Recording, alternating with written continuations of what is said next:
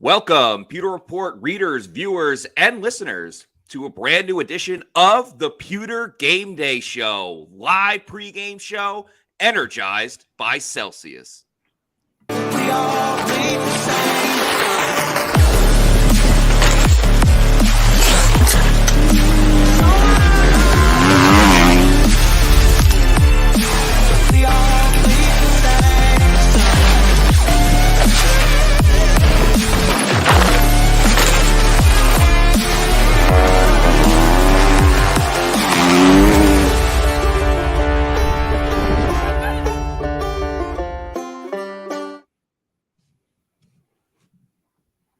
That's right, ladies and gentlemen. Pewter Report is back for week one of the regular season, the Pewter GameDay Show. This is the pregame show going on right now. And then in an hour and kickoff, when the Bucs get going, it'll be myself and Adam Lavonte for the live game day stream. So we want you guys to enjoy the Bucs game. Hopefully they win, and then catch our reactions, analysis, and insight as well. I'm your host, Matt Matera. Joined with me are two of my colleagues from PewterReport.com, Josh Capo and the face that runs the place at PewterReport.com, Scott Reynolds. Gentlemen, we have made it. Yes. It has arrived. Football is here. Looking forward to it. This is going to be a really good matchup. We're going to learn a lot about the Buccaneers today. That's the exciting thing. And I'm sure we'll have an overreaction Monday show, right, Matt? On the Pewter Report podcast. Whether they win or lose, there'll be an overreaction. So either, the Bucs are back. Maybe they didn't go anywhere if they win, or wow, Todd Bowles is in trouble. Put him on the hot seat. Fire him right now. Get Deion Sanders in here, right? That's going to be the overreaction. So we'll see what happens in just an hour. I was just thinking about it. I'm going to peel back the curtain a little bit for the viewers, but when we have our podcasts, we often discuss what is the graphic going to be for the podcast. Yeah. And I can tell you right now, it's one of two on Monday. It's either going to be a Lombardi Trophy, or it's going to be Caleb Williams. But it's right. There's no in between. It's one or the other. I like that. Speaking of in betweens, let's check out what the MyBookie point spread is for today's game. Tampa Bay is the underdog, plus 4.5. I actually got this line when it was plus 6.5. So it's come down a little bit, but the Bucs are still a road dog, and I jumped all over the money line on this. I killed it yesterday on MyBookie. I just did. Colorado came through for me, Kansas State, Oklahoma. So I was a happy man. I literally won 100 large. Now, when I say 100 large, I don't mean 100 grand. I mean 100 large. When you have 4 kids and a wife, $100 is a lot of money. That's large to me. So I won $100 on MyBookie, and you can do it too, right, Matthew? Yes, you can. Use the promo code Pewter. That's PEWTER. You can get a 10% cash bonus when you sign up using Pewter. It's 10% on your first deposit. The maximum bonus to be awarded is $200. Minimum is $45. There's also a one-time rollover attached with it. So a 10% cash bonus. Use that promo code Pewter, PEWTER. It's so great that gambling's back for football. It's not great when the players are gambling on themselves, but it's fun when the rest of the community is able to dive into it a little bit. Yeah, I think 6.5 is great for the Buccaneers. I mean, if you look at a couple of different things, one, the Vikings were 10, 11-0 in one-score games. So they keep it close in a lot of games, whether they're playing a great opponent or an inferior one. Not saying the Bucs are necessarily that inferior, but they always keep it close. Bucs defense only allowing 21 points per game. I think that is gigantic for this, especially when it comes to the under, which was 45.5.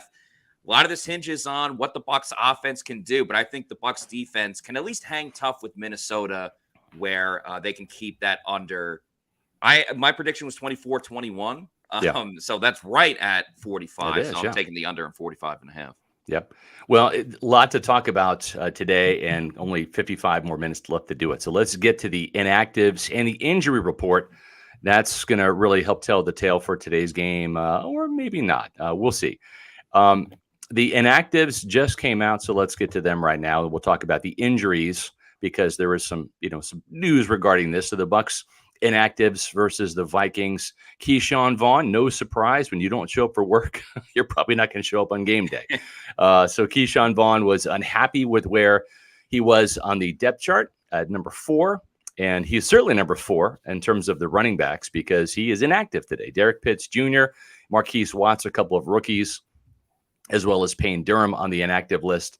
And I think with the Marquise Watts inactive status means is that they want to go with Cam Gill, who just has kind of been there, done that, and has experience in special teams as well as the as the defensive side of the ball. Brandon Walton, Justin School is the swing tackle. We kind of know that, so not terribly surprising here with Brandon Walton.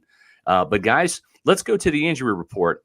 And I think the biggest news is Cody Mauch is active today, not on the inactive list. And Matt, you were out there at practice. He did not practice the last 2 days with some back spasms, but it looks like he's going to give it a go today. Correct. He did not practice Thursday or Friday. And Friday in particular, it's a little bit more of a walkthrough. And he was standing next to Ryan Jensen. And I'm like, oh, that's not a good sign. Like Ryan Jensen's been the offensive lineman we've all been trying to look at for the past couple of weeks for sure. And we spoke to Todd Bowles after, and he said that it wasn't a football-related injury when he had these back spasms. He was just in his stance, and then he went down, which, it's tough for anybody at any age, but, he's just getting into the league, and he's already having back spasms. That's obviously a scary sign. But I do like the Bucs' depth at offensive guard, so not the – it stinks for Cody Mauch, and we'll see if he's able to play, then – fantastic, but it's tough. He's got to deal with this type of finicky injury going into his NFL career. And also with NFL careers, Kalijah Cansey is ready to go. So that's obviously a huge boost for the Bucs. Yep. And sticking with the Cody Mauch and the right guard situation, if those back spasms, Josh, if they flare up, looks like Aaron Stinney's going to be the guy to go in there. He's been practicing at right guard while Nick Leverett's been practicing at left guard with the second team. So Stinney, who has some not just playing experience, but playoff experience, might be the guy. Super Bowl experience might be the guy to get in there if those back spasms trigger up again for Cody Mauch. Yeah, I think this was maybe an under discussed storyline from the offseason, but Aaron Stinney was out all last year with an ACL injury of his own, and just coming back. I mean, a lot of Bucs fans saw him as potentially being the starting left guard last year, that he might have won it over Luke Gedeke. I don't think that probably would have happened, but just him coming fully back, making the roster, and now potentially being a key piece of the offensive line, depending on that Mauch injury. With Mauch going, you have to imagine that Vikings defensive coordinator Brian Flores is going to try and test him, see how flexible his back is and how mobile he is, especially with some of those cover zero looks that Flores likes to do. Double mugging up at the line of scrimmage right in the A gaps and really test Mauch and that interior offensive line. Yeah, Matt, you mentioned it.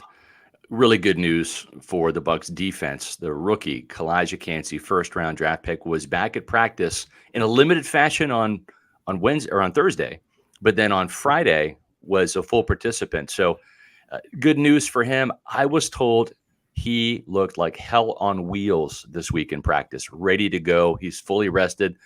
The Bucs staff is very excited about what this guy did in practice this week behind the scenes. Yeah, I'm really curious how much he's going to play, because he can look great in practice, but he hasn't really even practiced since July 30th when he got injured. So we're talking about one practice, and now he's going to play in his first NFL game without even any preseason work. I mean, I guess it kind of worked for Tristan Wirfs, but that was a different situation. But they're going to need him, because the one advantage, or one of the advantages that the Bucs have defensively, is that the Vikings have a weak interior offensive line. So that's something that they really got to exploit, obviously, with Vita Vea. But if Kalijah Cansey can, put their feet to the fire as well, I mean, this could change a lot of things for the game. Yeah, for sure. And I think too, Josh, when you look at the conditions for this game, I think it probably helps Kalijah Cansey, who's still going to have to get back into football shape. And that only comes, as Todd Bowles said, from playing in the games, from playing football, not just practice where you've got those tempoed breaks and the water breaks scheduled. But this isn't air conditioning. This is up there in Minnesota, not in Tampa, where it's 100 degrees at kickoff for most 1 o'clock games in September. That might help his conditioning in this game. Yeah, you'd think so. And you figure he's probably going to be on a bit of a pitch count as well. And I think you guys kind of hit the nail on the head.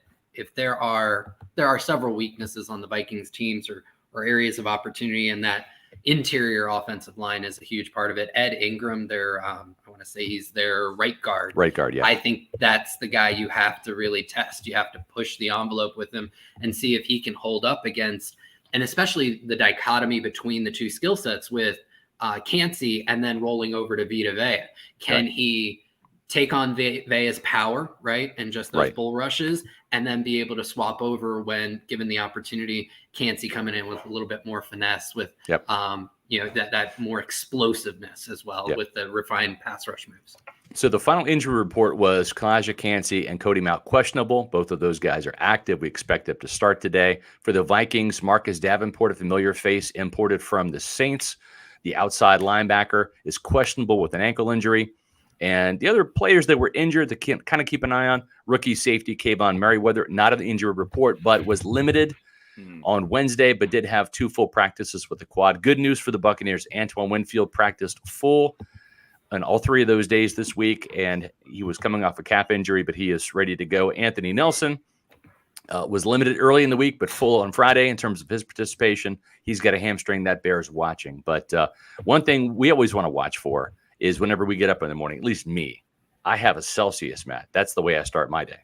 That's how you have to start it. Of course, Celsius is the presenting sponsor of the Pewter Report podcast. So many awesome flavors. Their newest one is the Cosmic Vibe, which is a sparkling fruit punch, but they have an assortment of great flavors, from the Arctic Vibe to the Cucumber Lime. Josh Capo's rocking one right now. So if you need to know where to find a Celsius energy drink, go to the store locator on the Celsius website, punch in your address, and it'll tell you the closest geographical location where you can get a Celsius energy drink at your local Walmart, Target, convenience store, health and fitness store. Say it. Or your bodega. Bodega. And once you keep going to your bodega and you love it so much, but you want more because of the variety of flavors they have, that's when you go to Amazon, do the subscribe and save, get that variety pack, because variety is the spice of life. You can have it sent to your residence every week, month, quarterly, yearly, whenever you want. Just make Celsius your number one pick. Celsius, the official sponsor of the Pewter GameDay Show. That's right. Well, we're excited that y'all are joining us, you Pewter people, and we're going to keep an eye on some of the comments here. I'll punch some up, but I'll tell you what, we need to get to this Bucs Vikings preview. That's why we're all here, right? Mm-hmm. And the Bucs Vikings.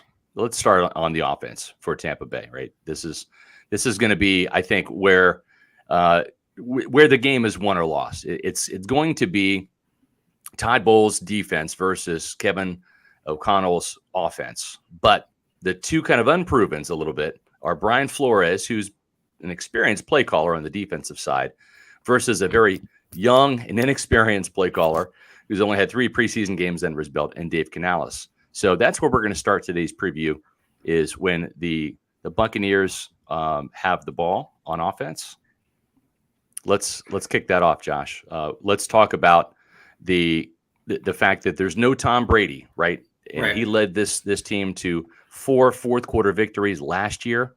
Now it's Baker Mayfield and a revamped offensive line. They're going to face a myriad of blitzes from Brian Flores, are they not? They are, and I imagine you'll probably see the Bucs in a lot more shotgun, even on first and second down. I know there's been a lot made, us included, about Canales running the mid-zone offense, which is more of an under-center offense on first and second down. But you have to imagine running a lot of play action against 0 blitzes is not necessarily a recipe for success. So I imagine, just to kind of feel things out, you may see Baker in the shotgun early as they try and understand what this Vikings defense is going to look like. So now, it doesn't mean they can't run out of it. They can absolutely run inside zone, a little bit of power stuff from shotgun, but that is my feeling on how Canales may go. Just a cautious approach to see how the Bucs offensive line can handle the Vikings with those cover 0 and cover 1 looks. Yeah. And, when you look at Tom Brady's effect, right, there was a belief that he could bring this team back. And we saw it a lot last year. 5 times he led them to a come-from-behind victory. with Baker Mayfield, right, Matt, this is a brand new quarterback, but really from day one, we were there at the initial OTAs, the mandatory minicamp. He has just ingratiated himself into this team. He's become, I believe, a team captain. Now, there's no official team captains yet. Todd Bowles is going to wait for a bit, but he really has been this team's leader. And I think that you prove your leadership on the field just as much as you do off the field, because you have to walk the walk as much as you talk the talk. But it's hard to argue with the limited opportunities Baker Mayfield had in the preseason. He got it done for the Bucs offense. Yeah, to that leadership aspect of it, I mean, Baker's ingratiated himself not just with the team, but with the community as well. And there's really 2 points I would turn to for that. One, we noticed it right out of the gate when Baker was warming up with like the defensive tackles and everything during calisthenics. It's like, wait, what? The quarterback's hanging out with the defensive lineman? Yeah, that's Baker just trying to know everybody. And then the fact that him and his wife started their foundation in Tampa, right? Let alone not even in Oklahoma, where he's famous for playing for the Sooners and everything like that. Like in a city that he just joined, it could very well just be here for one season. I think it shows how much he really cares about the community already. But yeah, as far as his performance in the preseason, I mean, he was so good. Todd Bowles didn't even want to play him in the second game against the Jets. But he really. The ball did not hit the ground much when Baker Mayfield was just in the game. Exactly. And so I think for this game against the Vikings, sure, there's still going to be a lot of growing pains. It's tough going on the road against a division winner that won double-digit games. But I think early on, we're just going to see Dave Canales play to Baker's strengths, not have him do anything too crazy, too ludicrous out there, maybe for when they play Atlanta. Yeah. But, I could see a lot more short, horizontal. I see what you did there. Early on. Yeah, thank you. We have a comment here from Long Lost Leisure. Not naming any captains has been way overlooked. Very symbolic of the coaching staff, too. No captains on the staff, in my opinion. Well, I'll say this. I think the reason why Todd Bowles didn't name any captains, and Matt, you were there for the press conference with me, is he said, some of the guys weren't here in the offseason, and we want to give them time to establish themselves as leader. He's talking about Devin White, his guy, his boy. He's talking about Devin White. He wants to make sure Devin White gets the C on his chest and gets enough votes. So that's a little inside scoop here that you're only going to find at the Pewter Report, Pewter GameDay Show, folks. As we continue to look at this matchup when the Bucs are on the offensive side of the ball, really, to me, one thing that just jumps out, Josh, is the Bucs wide receivers versus the cornerbacks, the Caleb Evans, Byron Murphy, Mekhi Blackman, Andrew Booth. Those are not exactly household names when you're looking at a couple guys like Mike Evans and Chris Godwin, who were Pro Bowl wide receivers, making tens of millions of dollars a year. Yeah, I mean, you got Mekhi Blackman, I want to say rookie, right? You got a Caleb Evans. Second year. I think he's a rookie. Second year, that's second right. Year. Yeah, these guys they're not household names for a reason. They're not great. Blackman was a later round pick. And the fact that they're starting over someone like Andrew Booth Jr., who was a first or second round pick last year, I think speaks volumes to the lack of development of Booth and the fact that this is an opportunity for the Bucs to exploit. And I think, again, going back to I expect them to be in shotgun to begin. They can potentially get out early if they can take advantage of these guys. The Vikings do have a very good player in their secondary in Harrison Smith, but it's really it. Yeah. It's if I'm Dave Canales, that's what I'm looking to exploit. I'm trying to pick on these corners, and I'm trying to see how good are they, how prepared are they to go up against two guys who have both been to Pro Bowls. Yeah, and when you look at the fact that the Buccaneers under Dave Canales, Matt, they want to come out and run the ball, right? Yeah. And last year they were dead last in the running department. The Vikings were awful in terms of stopping the run. So Brian Flores comes in, and his goal is twofold: to change the scheme. And I'm not sure if he has the right pieces for this particular endeavor, especially here in week one. Mm-hmm. But whenever you want to blitz and get to third downs, it's very similar to Todd Bowles with the blitzing scheme. That's all great, but you got to stop the run first. Can the Buccaneers run the ball today behind this offensive line that is going to be a work in progress to start the season, Matt? Well, they're at least going to try. I mean, there's going to be a dedication to running the football that we have not seen in a while. But I think what is exciting for the Bucs is they can take advantage of the Vikings' run-stopping defense. I mean, first of all, Marcus Davenport's not even playing. So, I mean, I know he's more of a threat as a pass rusher. But, you take a talented player out of that lineup. The Vikings still last season, granted, different D coordinator, and we're turning the page, but they allowed 123 rushing yards per game last season. I mean, that's a great opportunity for the Bucs, who were dead last in rushing, so they can only go up from what they did. Now you have Rachaad White as RB1. It's his room. They'll sprinkle in some Sean Tucker here and there. This is a fantastic opportunity. We'll see the athleticism of this offensive line that Dave Canales keeps harping on. I think we're going to see a lot of runs to the left side as well behind the two horses with Tristan Wirfs and Matt Filer. But it's a great opportunity for this team against, again, a playoff team that is very, very competitive. But they can set the tempo early by establishing that dominance on the offensive line. Yeah, speaking of the offensive line, Josh, the right side of this offensive line is going to be tested, right, by Danielle Hunter, who's their best pass rusher, and maybe really the only guy that is kind of a threat on the outside today. We'll see, but with Davenport out, that really kind of hurts what the Vikings can do up front. But if you are Brian Flores, you're going to be putting as much time into getting Danielle Hunter on the left side of the defensive line going against the right tackle, Luke Edeke, right? And you're not even really trying him against Tristan Wirfs, are you? No, not at all. And I also foresee them using their blitz packages from that side. Flores likes to bring his safety down and kind of do this all-out blitz, 7 guys. And I foresee him taking the safety and running him on the left side of the defense, which is going to be the right side of the offense, testing Luke Edeke, testing Cody Mauch in terms of not just how well can they stop these pass rushers one-on-one, but how well do they communicate? Do they get their slide protections right? Are they able to pick up that safety coming off the edge there? Or is it going to create a free rusher? And if it does, how well can Baker Mayfield, pick him up himself? Because when they run those, you're also going to have a linebacker coming in from the A-gap, which the running back will typically pick up, which could leave that side just completely blind for Mayfield. So it will be a test for the Bucs offense, and I do foresee them pushing it. And also, too, like you mentioned, it's not just Luke Edeke. It's maybe doing some twists and stunts inside to test that communication, to test Cody Mauch. Test that back with Danielle Hunter coming inside and having the defensive tackle loop out in one of those ET stunts and tackle stunts. So I think you could see a myriad of different types of pressure that you're going to see from Brian Flores on that side of the ball, on the Bucs' right side. Yep, and I think Canales is going to try and counter that with a lot of 12 personnel where you're going to see the tight end attached on the right side to give some extra help to that part of the line.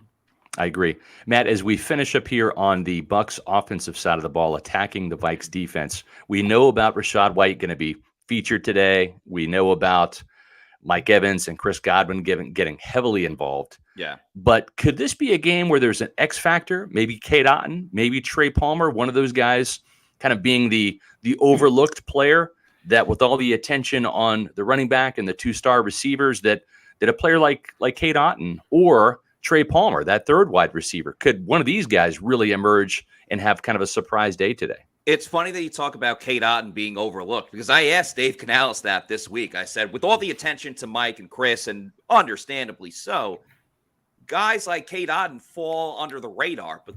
But in terms of what impact they can have, I mean, Dave Canales called Cade Otton a Swiss Army knife, and I don't think that's better exemplified than when he got an end around in the last preseason game. I mean, I did not see that coming with Cade Otton in that. For a first down, too. Yeah, it's super fun with this game because there's so many new pieces, and Cade Otton's only in year 2, but, Trey Palmer's a rookie, Rakim Jarrett, we'll see what type of role he has. Yeah. But this is a great opportunity and exciting outlook for a couple of these guys that have really dazzled in the preseason, Trey Palmer specifically. Who's going to step up and be that next option if Mike and Chris aren't able to function the way that they want to, or the Vikings try to take them out of the game with double teams and things like that? I still look at Cade Otton as a reliable guy out in the flats, maybe get him the ball quickly when all the coverage is down the field. or a key third down security blanket. You saw that a little bit in the preseason game against the Jets. So, I want to see an expanded role from Cade Otton, because Dave Canales said, listen, we design balls to go to Mike Evans, to go to Chris Godwin. We don't design it for Cade Otton, but when his numbers fall, he's going to be there. So it'll be fun to see. Exactly. You're describing Cade Otton, and it's almost like you're describing our good friend Eric Gross with the Eric Gross Group, because he's reliable. He's always there when you need him, right? I mean, is that a good segue or what? I thought you just walked right into that one, Matt. That was fantastic. Thank you for that setup. But listen, folks, it's true. Eric Gross and the Eric Gross Group, they're the official realtor of Pewter Report. It takes a full team to win a football game. It takes a full team effort to win in real estate. The Eric Gross Group has that full team approach. They've done hundreds of transactions in this crazy real estate market here in Florida, and they have the experience that you're looking for in all types of situations. Eric, as you probably know by now, is an avid Pewter Report reader and a Tampa native, so he knows this area like the back of his hand. He and his team have the market knowledge, the top-notch communication, and the commitment to excellence that sets them apart. With their strong team of vendors and a network of over 85,000 agents with the eXp Realty Group, the Eric Gross Group will turn your dream of buying or selling a home into a reality. Their clients are not just transactions, they're lifelong friendships. Don't let the stress of buying or selling a home keep you out of the game. So whether you're buying or selling, whether you're moving to Florida or moving out of Florida or moving around the state of Florida, let the Eric Gross Group take the pressure off. Find them on Facebook or Instagram at Eric Gross Group. Check out their website, housesinfla.com. That's housesinfla.com, or give them a call at 513-907-4271. That's housesinfla.com. That's the website to check out. You can view their inventory. They've got a great layout there, and it's easy to navigate. So no matter where you are on your home ownership journey, you'll feel welcome with the Eric Gross Group. They're the official realtor of Pewter Report. Make sure you visit housesinfla.com. By the way, before we get to the defense, we got to give the shout out to everybody that's been giving us super chats. And we really appreciate it, starting off with a football fan that had a question underneath that said, how are you guys this morning? I feel great. I'm just excited that football is starting today. Josh, can you answer this next one? Shaggy with the $5 super chat wants to know, what day is it? I've never been on this side of it, so I'm going to give it a try and see if I can match Mr. Matera. It is game day, baby. That was good. It is game day. We've been waiting 8-9 months for this, so it's good to be back in the saddle. So it's game day, and it's our favorite day of the week. It's Pewter Game Day.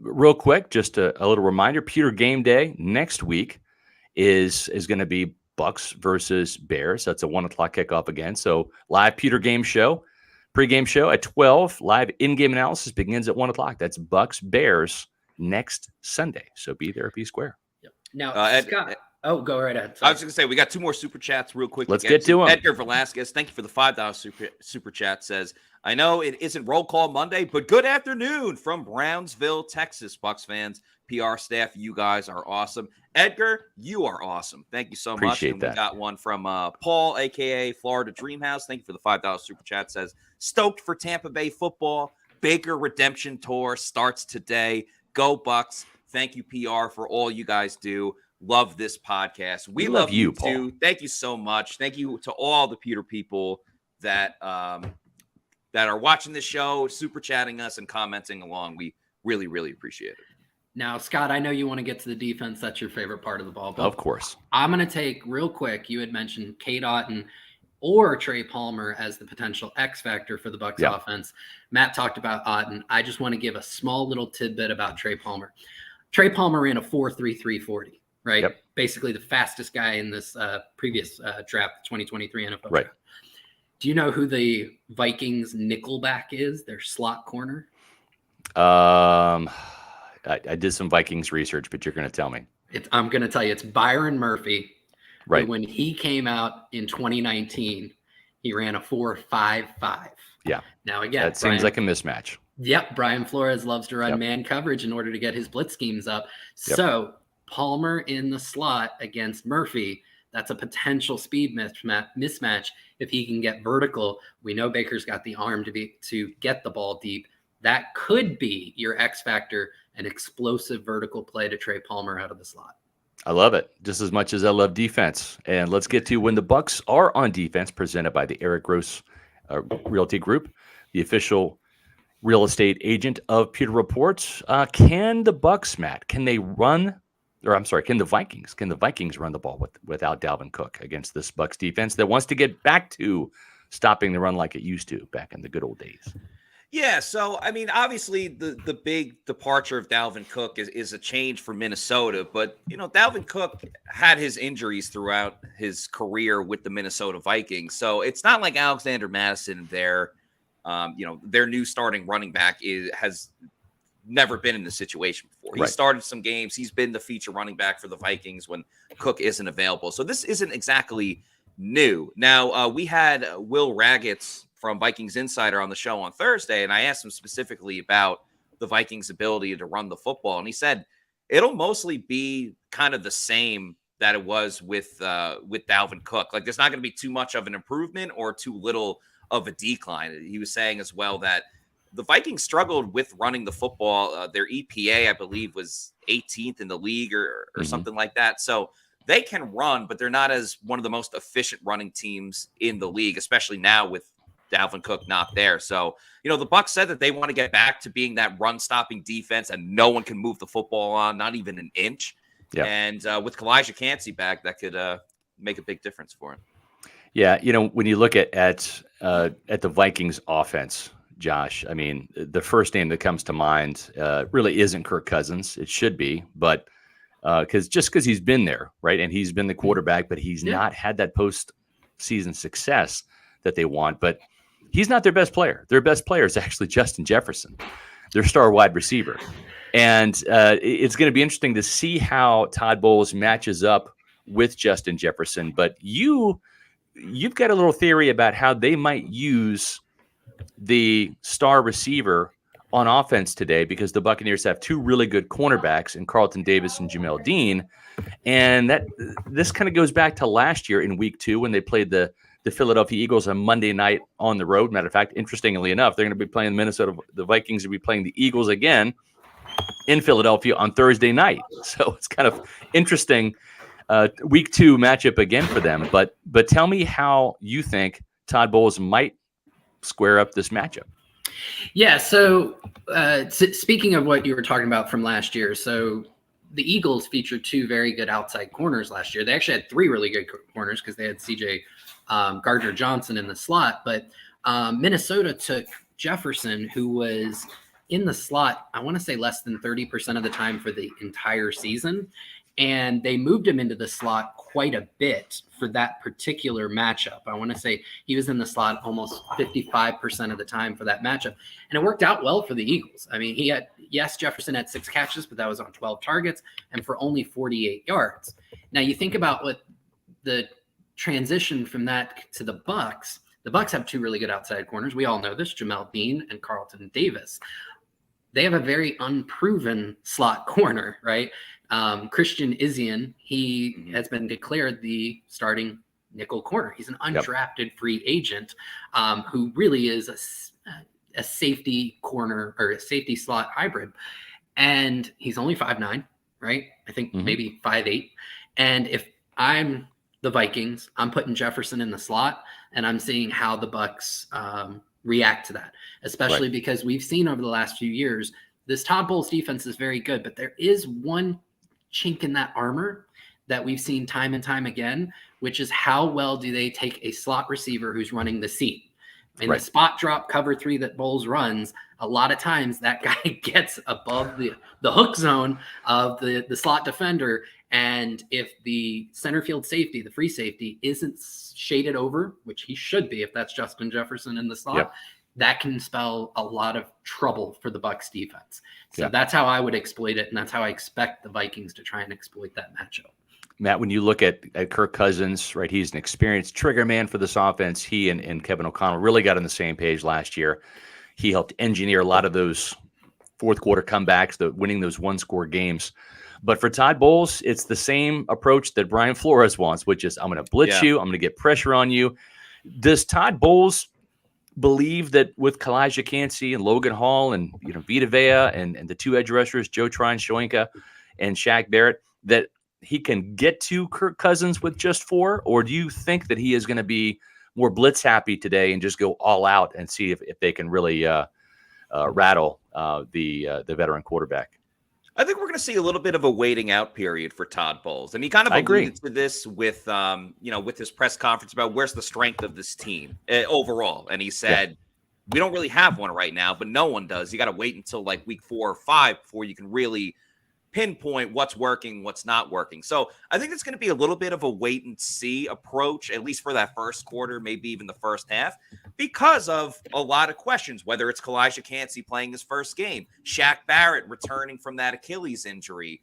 How does he look with live action for a longer setting than just 2 reps on defense, Right. So because of that, they got to test out first whether they can trust that pass rush just with the defensive line. And if not, then he'll let Devin White loose and whoever else he wants to blitz. I'm sure we'll get a Ryan Neal blitz in this game at one point or another. But it's going to be a little bit of a wait and see. And then if the pass rush can get home early on, then maybe Todd Bowles kind of calls off the dogs a little bit. But then if not, I'm sure Devin White will have a handful of blitzes looking at Kirk Cousins. But that's the difference, because the Bucs issue in the past has been close but no cigar. We're second away from hitting the quarterback, but he just gets the pass off. Kirk Cousins will stay in there all day. We saw it on quarterback. He'll take all of the hits. So it's very, very important that they finish that last 5% of it. From Combo Bus here, can we hear about the Logan Hall, Kalijah Cansey rotation? I'd guess Cansey will be used in half dozen snaps, but Hall may find a groove. Might be fun to watch. Based on training camp, but we'll see what the pitch count is today. Kalijah Cansey in nickel defense, which is 2 defensive tackles, usually Vita Vea and Kalijah Cansey, with the outside linebackers, JTS and Shaq on the outside. That's their front 4. When they're in base 3-4 defense, you have 3 defensive linemen up front. That's Logan Hall kind of playing that 5 technique, Will Golston rule, if you will. The 3 technique is usually going to be Kalijah Cansey getting singled up one-on-one with the guard. And then you got Vita Vea, usually over the nose or shaded off in one of the A gaps as the nose tackle. So my guess is if Kalijah Cansey's feeling good, you'll see him in there in nickel rush alongside Vita Vea, who will get that big push. But they'll rotate in Logan Hall with Kalijah Cansey in those situations. So I think the biggest question is, can the Bucs get some interceptions on defense? That's going to be really key when you look at the fact they only had 10 last year. They want to get 30 takeaways. That's the magic number between fumble recoveries and interceptions. They only had 1 interception last year in week 1, and that was Antoine Winfield Jr. at the Dallas Cowboys game, which they won 19-3. So it will be interesting to see. Let's get to Underdog Fantasy, shall we? As we look at this, we're going to get Matt's Pick'em here in just a second, but make sure that when you are checking out Underdog Fantasy, you're doing it with the Pick'ems. That's a fun game day experience.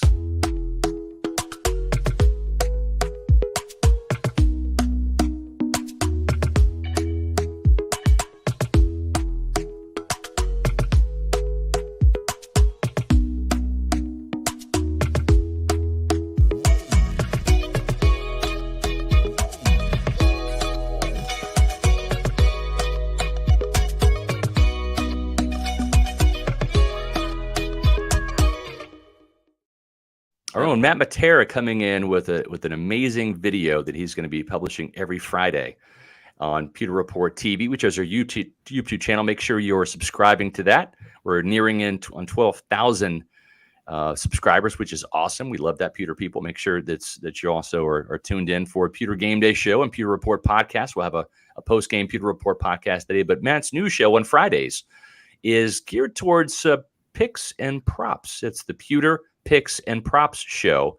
Did a fantastic job with that yesterday, Matt. And we've got your Underdog Fantasy Pewter Pick of the Week. And tell fans real quick, the Pewter people out there, why you have these 3 guys and what this entails with Underdog Fantasy. Yeah, super excited to get the show going. If you're into making these type of picks and prop bets, going to be doing it every week, so tune in for that.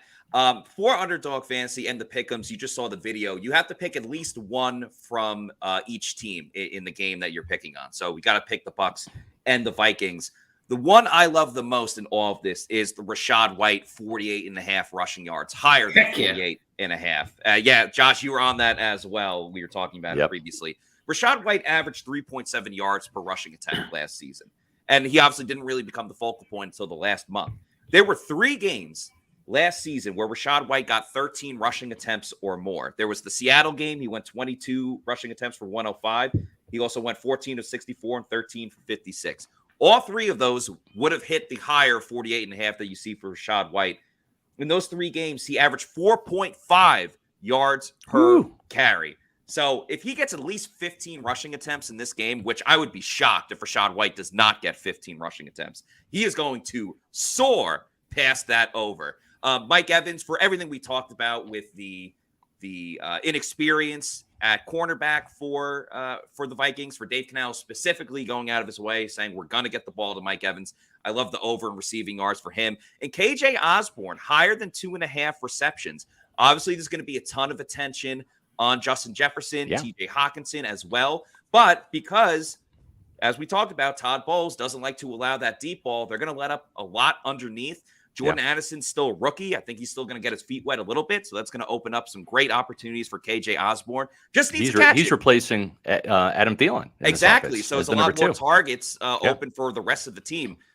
He just has to catch it. It could be for negative 15 yards for all I care. Just needs 3 catches to nail that, right? So that's the beauty. I love this pick. It's awesome. Make sure that you are checking out Matt Matera's Pewter Picks and Props each Friday on Pewter Report TV, our YouTube channel. So speaking of Underdog Fantasy, let's get to our key matchups for today's game, sponsored by Underdog Fantasy. The Bucs offense versus the Vikings defense. I think it starts with, usually we have players on here, but for this game especially, Josh, Dave Canales, very first time as a unproven play caller, going up against a guy that's been there and done that, may not have all the pieces he wants yet for this Vikings defense, but Brian Flores. How do you see this matchup shaking out? First, Josh, and then to you, Matt. So Dave Canales has been waiting for this his entire life, right? Yeah. Like, this is a culmination of an entire adult career for him. And I expect him to have some wrinkles, and I expect him to have some really fun things that we didn't see in the preseason, right? That was just the very vanilla version of it. And I think that, combined with the fact that Brian Flores, to your point, does not have the pieces, especially in the secondary, to really run exactly what he wants to run, I think Canales has an amazing debut. That I'm going to go ahead and put that out. All right. You're picking Canales. Matt, how about you? Yeah, I watched 8 Mile on Friday, so I can't help but think you only get one shot. This is Dave Canales' shot. This is Dave Canales' rap battle, and I guess Brian Flores is Papa Doc in this situation. I don't think we've scratched the surface of what we're going to see from the Bucs offense this year because of everything we saw in the preseason. I think a lot of this really depends on the offensive line, man. And I'm not totally set on believing that the Bucs O-line is going to be able to protect well enough for Baker Mayfield. So I think we're going to see some growing pains with this offense. There's going to be a lot of optimism, especially when we go back and check the tape. But I'm giving the matchup to Flores on this one, just due to the sheer aggressiveness, being the home team. I think it's going to be a little bit of growing pains for the Bucs offense. All right, I'm going to be a homer. I'm going to go with Dave Canales because I believe in the guy. I just do. So I'm going to go with Canales there. Okay, so getting on to our second one here quickly. Luke Gedeke, right tackle versus Danielle Hunter. I'm going to start off by saying Hunter. Make me a believer, Luke, but I'm not quite there yet. Not against a 4-time Pro Bowler pass rusher in Danielle Hunter, who has got 4 seasons of double-digit sacks. Josh, what do you say? Yeah, I think that one's chalk. Right. Okay. Hunter is going to win this matchup and probably have at least one big splash play that's going to wreck a drive. Yep. Matt? It has to be Danielle Hunter. It's a little scary with Luke Gedeke. I think there's definitely a lot of major concerns, especially on that right side of the offensive line. So it's got to be Hunter. Yeah. All right, next matchup, whoever plays the Bucs right guard position. We believe it's going to be Cody Mauch with the start because he's active. Is he going to be able to finish the game, or are those back spasms that kept him out of practice towards the end of the week, are they going to flare up again, in which case Aaron Stinney goes in there? But he's going up against a big guy, Dean Lowry. He was imported from the Green Bay Packers, just down the division there. And Dean Lowry has got some size to him, 6'6", 296 pounds. Malk and Stinney, not the biggest guards, but I'm going to have to go with Lowry just with the experience here. I think whether it's Stinney or Malk, they can hold their own, but Lowry, I think, might win this individual matchup just in the run game and maybe with some pressures in the pass game. Josh? Yeah, I'll go with Lowry. I mean, very experienced, kind of like a professional defensive lineman, if you will. Even last year, 17 pressures on like 187, 88 pass rush snaps. It's like an 8.6% pressure rate, which for an interior defensive lineman, that's solid. I mean, that would be better than any Bucs interior defensive lineman last year, not named Vita Vea. So I think I'm going to go with Lowry with a slight edge. Just okay. Matt? Yeah, I think it'll be closer than what people think, especially because Dave Canales is going to – if it's not working early on, he's not going to continuously run it towards Cody Malk or Aaron Stinney or whoever. Like, he will make the correct adjustments where, yes, if you got to run to that side, they'll do something a little bit different and throw in a little bit more eye candy. With that said, everything I already talked about with the concerns of that right side, it's got to be Lowry because of that. We're going to learn a lot about this offensive line today. Yeah. Dave Canales is going to move Mike Evans all over the place, but I anticipate we'll see some of him in the slot, or it might be a situation where Brian Flores decides to play some cat coverage and stick Myron Murphy, his most experienced corner, on the Bucs' best wide receiver. It'd be interesting to see how it plays out, but whether it's Byron Murphy or any of these guys, I think Mike wins the day today. I think Mike Evans is going to get fed the ball a lot, and he's going to have a big game. Josh, what do you think? I think Mike Evans is out to prove something, given the recent negotiations he's had, or lack thereof, with the Bucs. I see a big day for Mike and really the rest of the receivers as a whole. Yep. There are not many matchups throughout the entire league where I wouldn't take Mike Evans. So I'm taking Mike Evans, especially against this group. Last one is Rachaad White versus Brian Asamoah, who really steps into a starting role after playing a little bit last year. Undersized linebacker, 6'2", 226, really about the same size as Rachaad White is. But he can blitz. He did that quite a bit at Oklahoma. He'll be used in the blitz package. But he also has the speed to get outside and cover White in the flat on screens as a wide receiver. This is kind of a push for me. I'm a little curious to see. I like Asamoah coming out of Oklahoma. We'll see what Rachaad's White role is. I think he can win. I think he can be more effective than Asamoah, but I'm going to say this is a push for me until I see more. Yeah, I'll take Rachaad White on this one. I think that much like Canales has been waiting for this game for his entire career. I think you've seen it in social media. Like, Rachaad White is ready at the bit to be the official starter and get a full game load. I think he's going to win this matchup with Asamoah.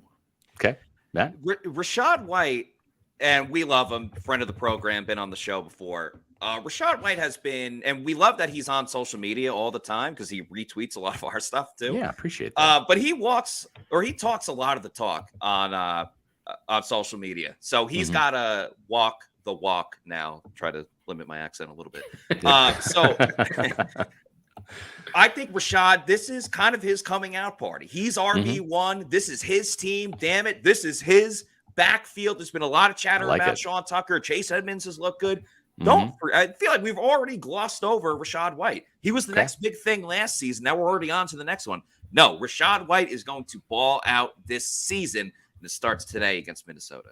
I like it. Well, we're on to the defensive side of the ball when the Bucs defense goes up against the Vikings offense. Logan Hall versus right guard Ed Ingram. I think that we're going to see you'll see some Kalijah Kancey in there as well, but this is a matchup where Ed Ingram's probably the weakest link of that Vikings interior, and I think Logan Hall should win this. He or Kalijah Kancey is going to be in position to win this matchup. Whoever the defensive tackle is against Ed Ingram today, and they might switch sides, needs to win this, and I think they will. Josh? Can I pick nobody? Sure, that's a push. I mean, you can do a push. You can do a push, but not like your typical push. Like, they're both equally as good. I think nobody wins in this matchup, especially the fans, because we have to watch it. Okay. It's just a whole lot of meh. Ed Ingram was not good. Yep. Logan Hall has not proven to be very good, and I have my doubts about Hall. So, yeah, it's a push for me in what is just an it matchup. I don't have a lot of confidence in Logan Hall, to be honest with you. Yeah. I think, he put on more strength, but I still think he didn't really make much of an impact in the preseason. Maybe that changes for the regular season. I just kind of think right now, Logan Hall, and this can change. He's still very young in his career, but right now he's just kind of a depth piece on this team. So I'm taking Ingram in this one. The Bucs edge rushers versus the Vikings offensive tackle. If the Vikings have a strength on their offensive line, it is their tackles. It's Christian Darrisaw and Brian O'Neill. They're big guys, long arms. That's where their strength is on the outside edge. And the Buccaneers, well, their leading pass rusher last year from the edge was Anthony Nelson with 5.5 sacks. Shaq is back this year. JTS needs a breakout year. I think this is going to be one of the telltale matchups here. If the Bucs edge rushers can get home, they win. If they're stoned and stalemated by the Vikings offensive tackles, I think they lose. I'm going to go with a push on this because I really think it could go either way. Josh? Yeah, I'm going to go push. I'm going to kind of explain my reasoning a little bit differently. I think player to player, I think the Vikings probably have the edge when just analyzing it that way. But when you add in the Bulls scheme, and I think the way that he'll be able to hit them with the depth with Diaby and Nelson coming off the bench to complement Barrett and JTS, I think the Bucs edge rushers get a couple of impact plays, enough for me to give them a slight edge. Matt, what do you think? Yeah, I'm kind of going with the push on this one as well. I'm very excited about Shaq Barrett, and I think we're going to see a splash play from Shaq. I'm gonna predict a strip sack from Shaq Barrett now. All right. But on the other side of it, Joe Tryon-Shank, he's got to prove it to me before I'm just going to be like, oh, he has all the potential in the world.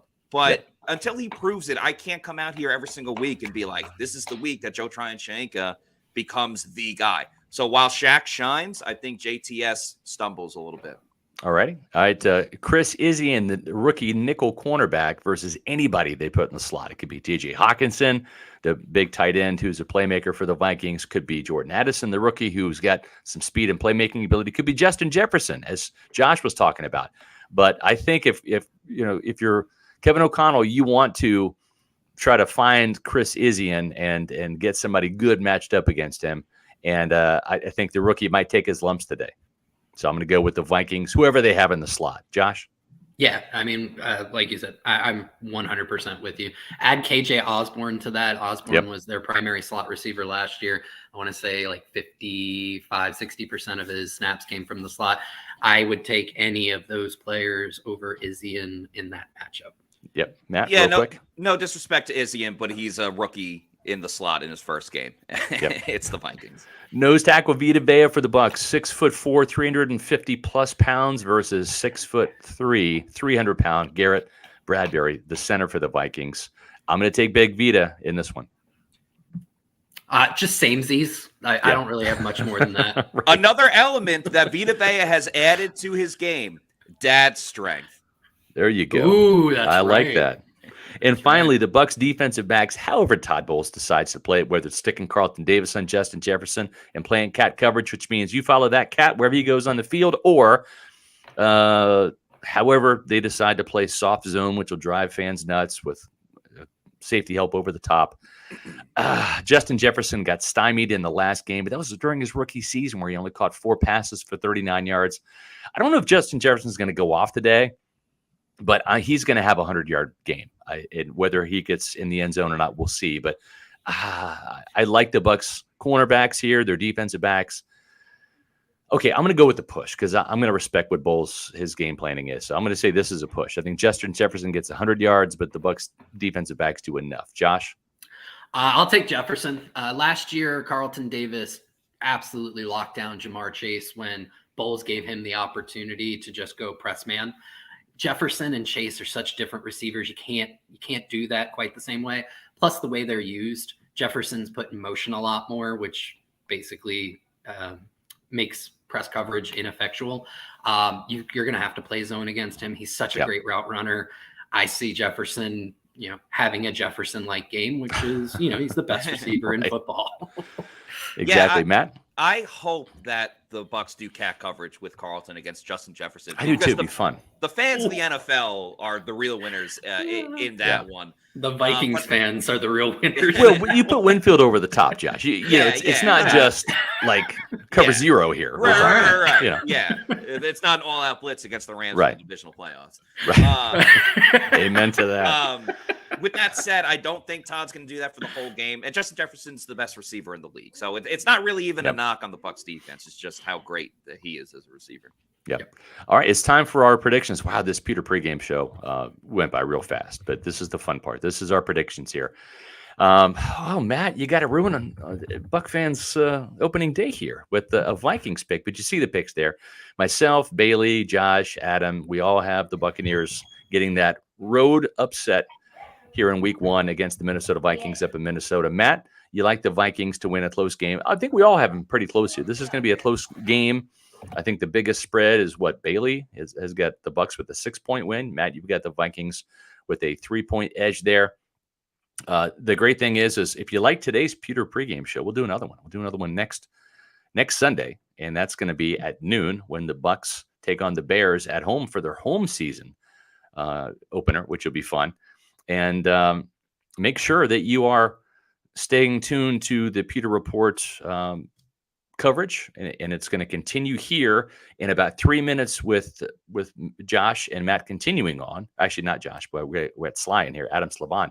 Yeah. Adam's going to be joining Matt for Pewter Game Day, the live in-game analysis. That's going to be awesome. But make sure that you follow our post-game coverage on PewterReport.com. And about an hour after the conclusion of today's game, after the press conferences from Todd Bowles, Baker Mayfield, we will have a Pewter Report post-game podcast. So that's about an hour after the end of the game, around 5:00 p.m. So make sure that you're subscribing to Pewter Report TV. That's our YouTube channel. You can also follow us.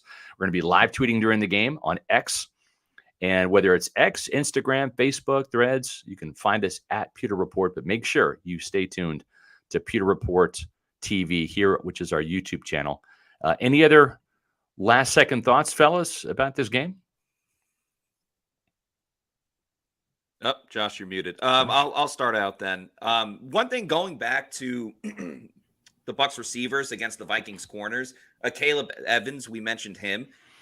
He's going to his second year, has an injury history already. Unfortunately, he had 3 concussions last season, which is really, really brutal and obviously a very serious type of injury. Yeah.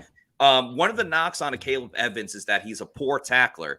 So not only are the Bucs trying to exploit the matchup of Mike and Chris against these inexperienced corners, but the Bucs are also going to implement a lot of yards after the catch. So this could be fantastic for Chris Godwin, who naturally is great at breaking tackles, but Mike Evans as well. He clearly is not always the biggest yak guy, but he knows how to just muscle his way through a defender and push guys over and use his strength. So I think you'll see Mike Evans do that to a Caleb Evans. And I just want to say Evans on Evans, like in a situation like that. So I'm kind of hoping that happens. Yeah. Exactly. Just to add to that, I think the one thing we talked a little bit about Bowles blitzing Kirk Cousins.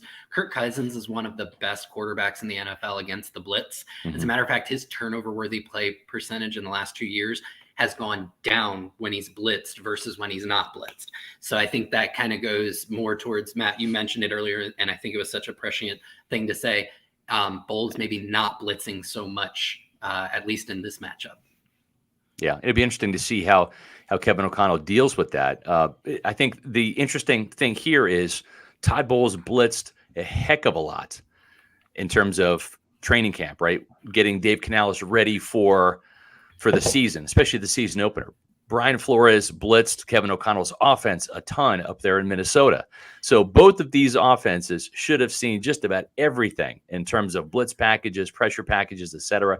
The one thing I'll say is keep an eye on Ryan Neal, the Bucs strong safety. He could be in for a big game.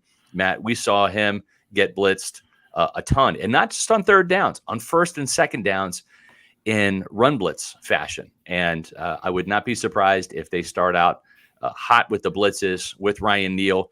He's going to be that extra guy in the box to help the Buccaneers defense get to third and long situations, stop the run early on first and second down so they can get to those pressure packages and blitz Kirk Cousins on third down with maybe Devin White and Lavonte David and Christian Izien in the slot and all that. So hope you have enjoyed our coverage here. It continues in about 10 seconds with Matt Matera and Adam Slavon with Pewter GameDay live in-game analysis.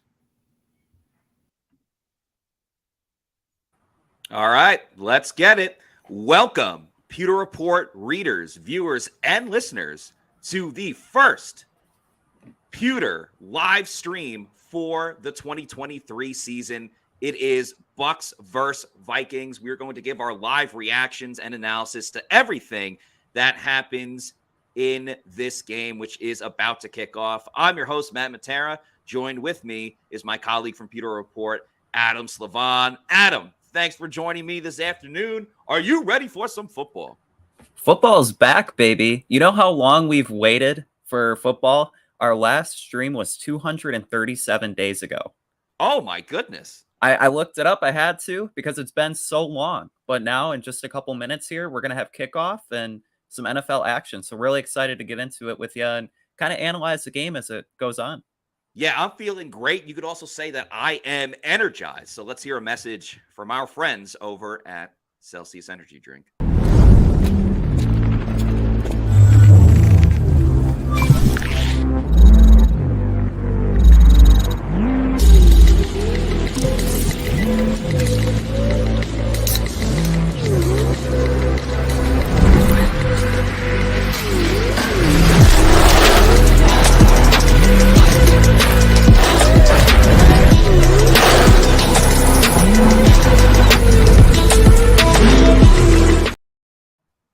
That's right. Celsius Energy Drinks, the official sponsor of the Pewter Report podcast. So many awesome flavors to choose from.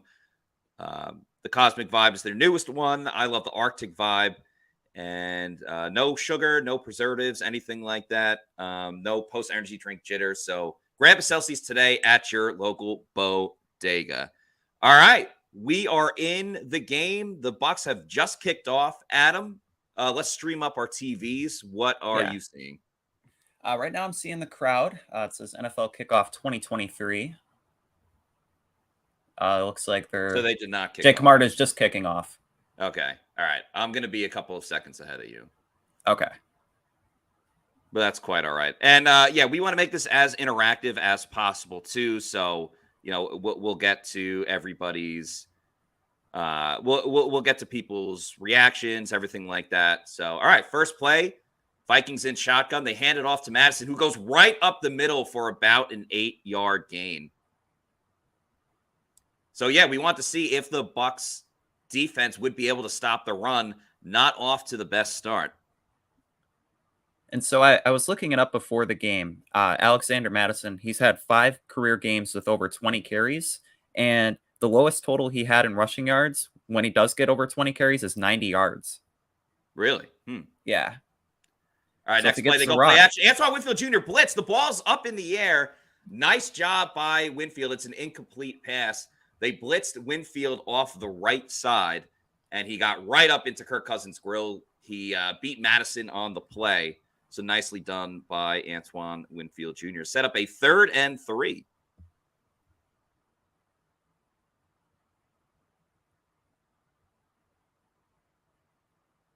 That was a nice play by Winfield there. Yeah.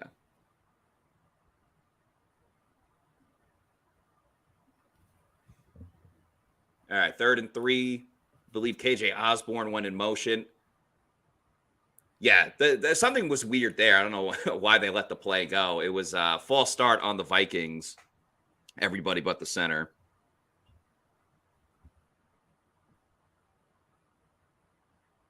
Just adding in some banners and stuff here.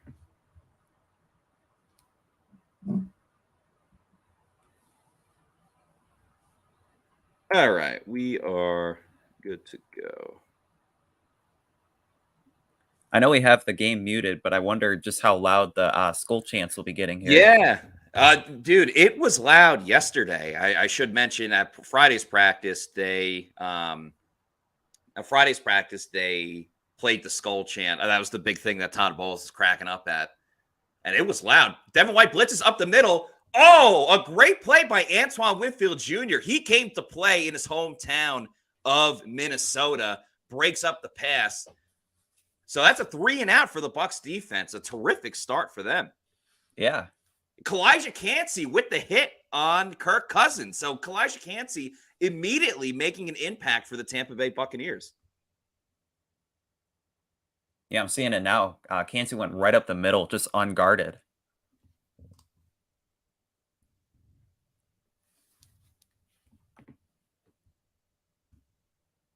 And we'll see for the first time who is the kick returner or punt returner for the Bucs.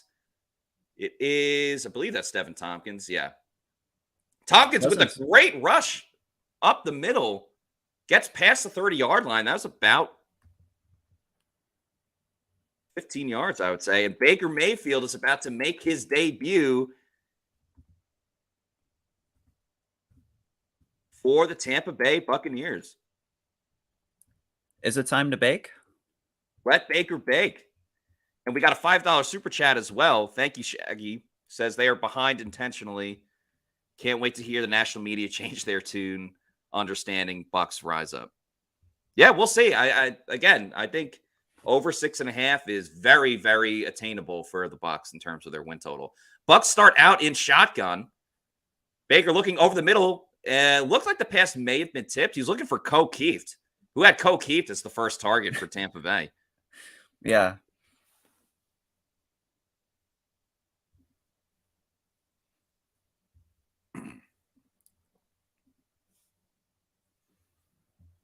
Yeah, so our TVs are a little bit synced off right now. Mine is ahead of Adam's. Yeah, I just saw the pass to Kieft. Yeah. So we're about maybe like 20 seconds behind. But first commercial break, we'll sync them up. Bucs go play action. Baker thrown to his left down the field, looking for Ko Kieft again. Wow. Bizarre beginning to this game. Ko Kieft gets 2 targets. My goodness. That's that Dave Canales play calling, changing it up a little bit.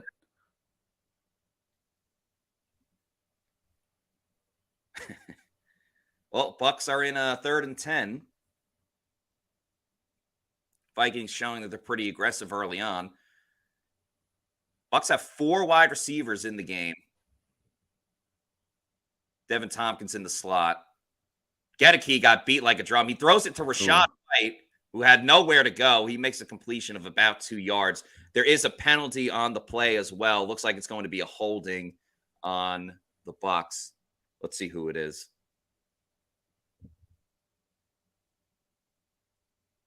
It was on Luke Gedeke. So, yeah, our biggest fears are coming to fruition. Luke Gedeke with a holding penalty.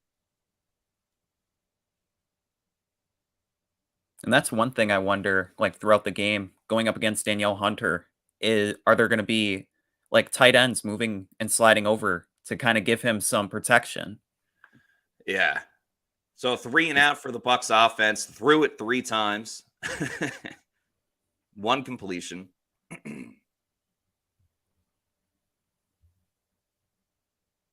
Jake Camarda kind of had an up and down preseason. He kicks it to about inside the 10. Nice job by the Gunners on the Bucs. Zion McCollum, couldn't tell who the other one was in there, but great job. Was that Sean Tucker? On the left side. Zion's on the right side.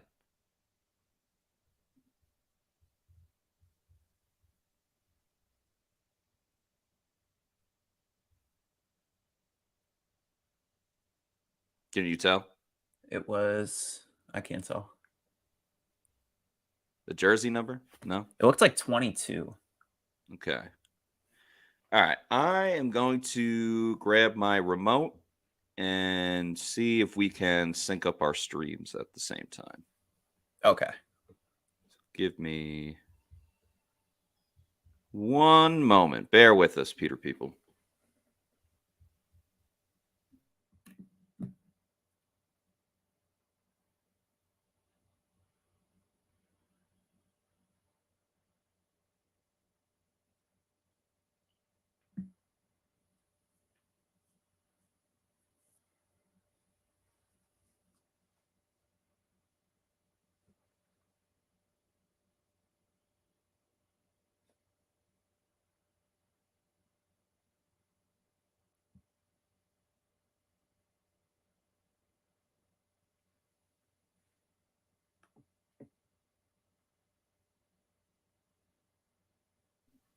And we are back. All right. I got my remote. I'll be able to pause it in a little bit. So when they get back from commercial break, I'll hit pause and then you tell me when you see.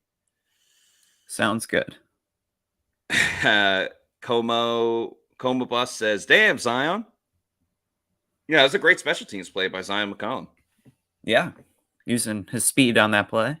Long Lost Glazer says, can't put Gedeke in 3rd and 10 on the first drive. All offseason BS about running the ball, being a running team. It's the first drive of the season. They're going to get to running the football. Don't you worry. Yeah. Psycho Killer wants to know, why is Coe getting any kind of passing plays over Otten? I think it's an element of surprise more than anything else. But I'm kind of with you. Bucs Basin says, why are we ever throwing to the blocking tight end? Yeah. I mean, I don't recall like many passes going to Coe Keefe, like even in practice at training camp. So no, definitely an odd start. Okay. They just got back to commercial. They're showing like the rivers in Minnesota. Yep, I see that. Okay. Kirk Cousins just clapped. Tell me when they show Kirk Cousins clapping. Okay. Like when they break the huddle. It still has the score graphic that says 0-0. Yeah, that's what I see. Is that? Yep. I just saw him. Okay. Cool. All right. So we're all lined up here. Let's go. Or close as we will be. Yeah. All right. Minnesota starts off their second drive. Looks like Logan Hall's in the game. Hand off here to Madison. Nice tackle by Devin White. Get live 45. Yeah, I like what Ben's saying here. Everyone relax. By the second half, we will be running like a well-oiled machine. Yeah. You got to get the jitters out. Yeah. Start running the offense. 3-yard gain. 2nd and 7. All right, so we've already seen the impact from Kalijah Cansey, from Antoine Winfield Jr. Devin White made a solid tackle. Man, this is so exciting just seeing Kalijah Cansey because we didn't get to see him at all. Ooh. The throw is high, caught by Justin Jefferson because he's incredible. Just missed by Carlton Davis. It was very close to him either knocking the ball away or a potential turnover. Instead, he gets a first down. That's all right, though. For Izien almost got a hand on it, too. Yeah. If that's what Justin Jefferson's going to do, the Bucs can live with it. Yeah. Last season, Jefferson averaged 106 yards per game. So if the Bucs can hold him under that. Let's get a little KJ Osborne action. Yeah, Kalijah Cansey on the left side, Vita in the middle. Logan Hall stumbled. Oh, great tackle. Devin White is eating early in this game.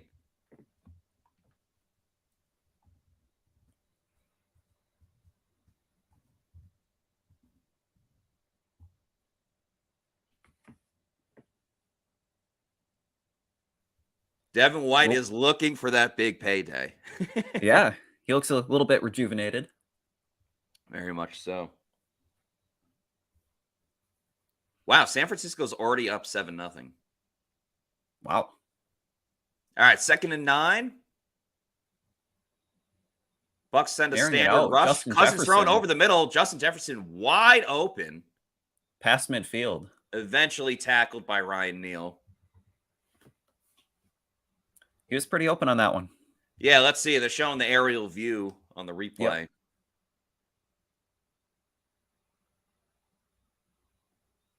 I'm sure Todd Bowles will say it was a busted coverage. Yeah. That's what I'm worried about with this. Like, that's why. Because Lavonte David was on him, and then he went to the sideline. Yeah. Like, that's why I think Carlton Davis should just be on him the whole time. Yeah. Got to cover him a little bit better than that. Yeah, I agree with Angle. Why are they not trailing him wherever JJ goes? Cousins thrown to the left side now, dropped by the running back. That by Ham. That was a bad drop. But the Bucs will take it. Again, I understand, like, you got to mix up coverages, but these guys are wide open. Definitely. Carlton Davis was tracking on the play. That's why Ham is a fullback. Yeah.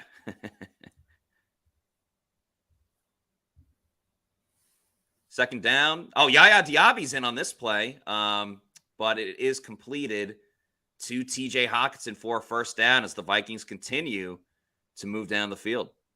That was a nice pressure by Diaby, but Kirk Cousins just getting it out a little bit quicker. Yeah. They also blitzed Izien on the right side, too. So a lot of early safety blitzes for the Bucs. Izien pushed over Darisaw. Yeah. It kind of like collided into Yaya on the play, too. So first and 10, Vikings are inside the 40 on the Bucs side of the field. Greg Gaines in the game. Vikings go play action. Nobody even remotely close to Kirk Cousins. Short pass to Madison. It is tackled by, I think, Lavonte. Cousins had all day to throw if he wanted all to. Day, dude. He had 2 linemen not even covering anybody. Anthony Nelson in the game now, too. He was a game-time decision. So the safety blitzes have pretty much been working, but not much other pass rush. Will Golston in as well, so the Bucs kind of have their backup rotation on the D-line. Mike Green in as well over on the left of the screen, the right side of the D-line. Mike Green makes almost had the tackle. They'll set up a 3rd and short. A lot of people unhappy with the pass rush right now. Yeah. I mean, I don't think the Bucs are going to generate much of a pass rush from the outside linebackers just because of the Vikings' 2 tackles. Like, a lot of it's going to come, you saw earlier with Cansey, from the interior.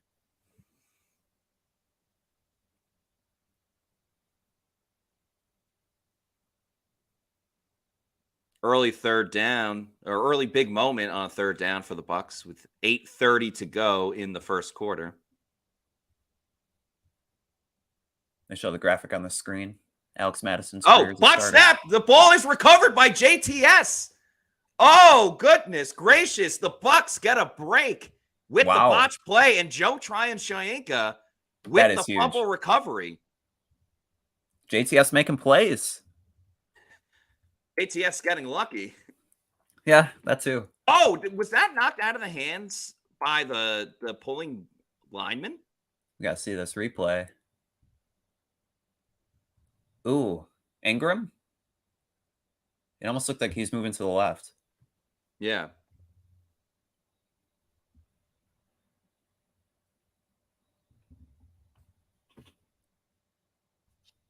First turnover of the season goes to Joe Tryon-Shoyinka. Take some points off the board, too, for the Exactly, Vikings. yeah. I mean, the Vikings they were moving down the field goal range. Yeah.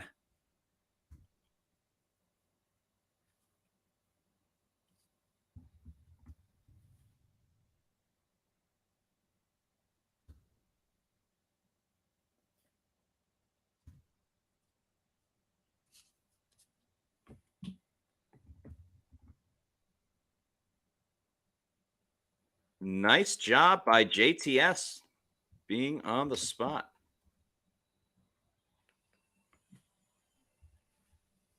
So still a 0-0 game with a little over 8 minutes to go in the first quarter. Yeah. Angle says, what a precious gift. This feed is ahead of my TV. Yeah, well, there's so many different ways to stream games now. So apologies if we're a little ahead. If you want, you can pause us, watch the game, and then try to sync it up with when we are watching. So T-Bone wants to know, can we see the game? You got to watch the game separately, and then if you want to watch us as well. It is on CBS, as Shaggy is nice enough to do. Tall Florida guy wants to know, what do we think about Baker Mayfield so far? Adam, your all phone? 3 passes. I mean, it's going to be dependent on the second drive. You're going to see the offense hopefully a little bit more balanced. Rachaad White getting some carries and allow Baker to be more efficient.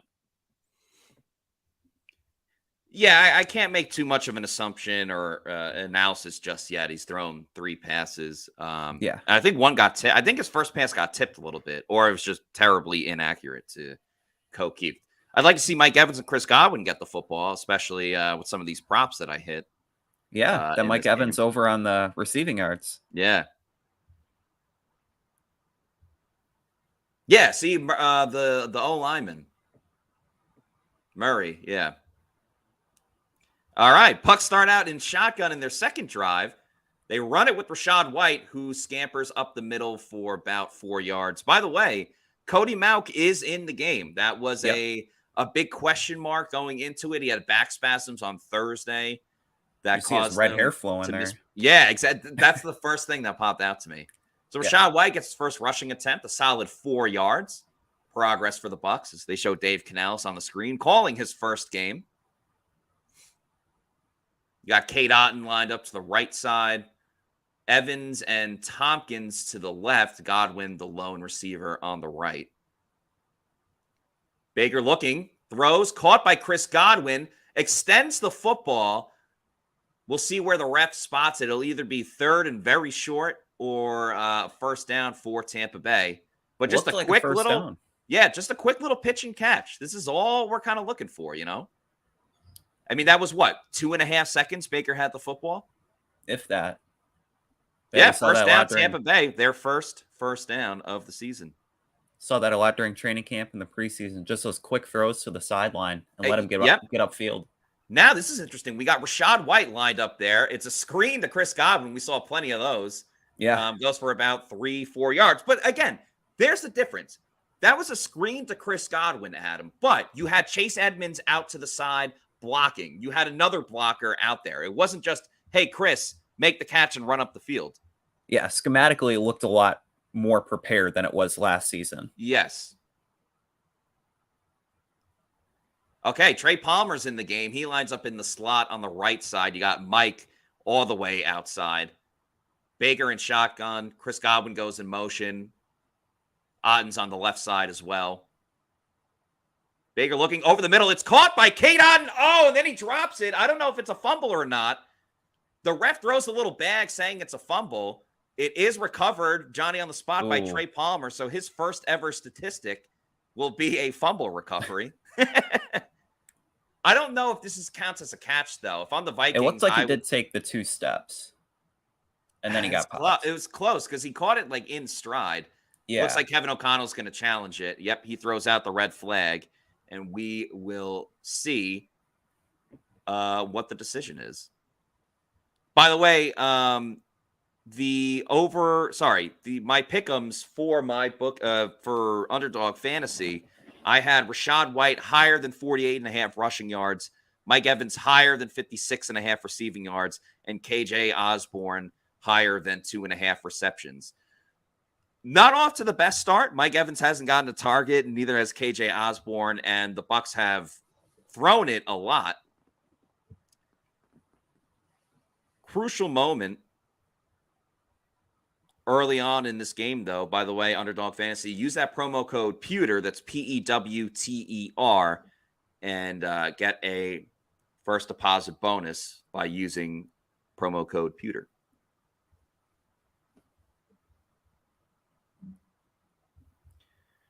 All right, what are we thinking, Bucs fans?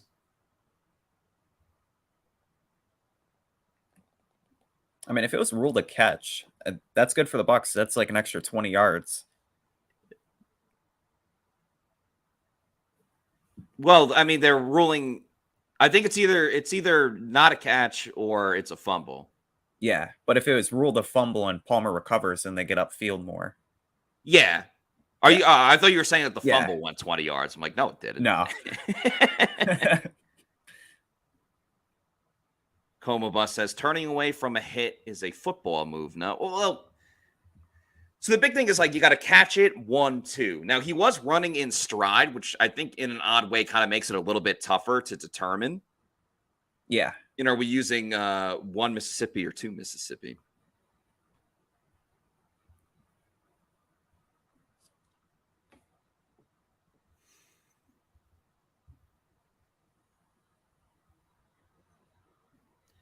At least the offense is starting to get a little bit into motion, though. So definitely still a couple of things that you can turn to and say the Bucs are starting to get it going. I would like to see them run it a little bit more, not just because I have the Rachaad White prop bet, but that's a part of it. They ran it one time. They've run it one time. Yeah. Definitely want to establish a tempo and a running game this season compared to last season.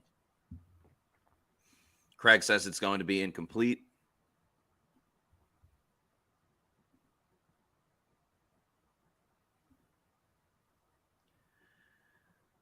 Finally back from commercial break. As Ed says, slow motion gives a false representation.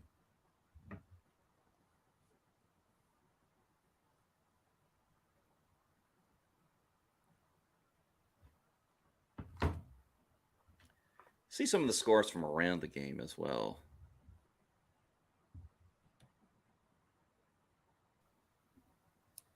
All right, they're saying it's incomplete. That is not a catch for Cade Otton. So tight ends have 3 targets so far in this game. Rachaad White has 1, and Godwin has 1. Chris Godwin has 1. Chris Godwin has 2. Oh, that's right. Yeah.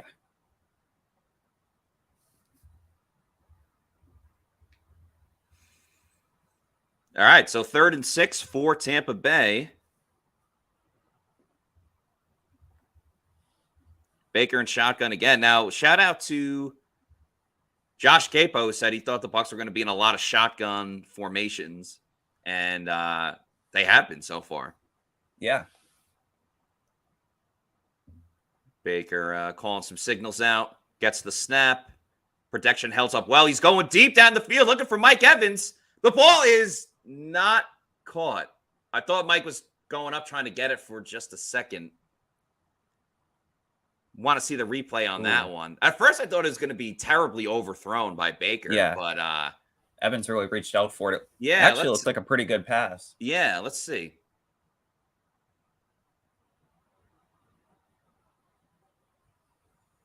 That was a rookie, Kai Blackman. I feel like for this one, we don't need the aerial view.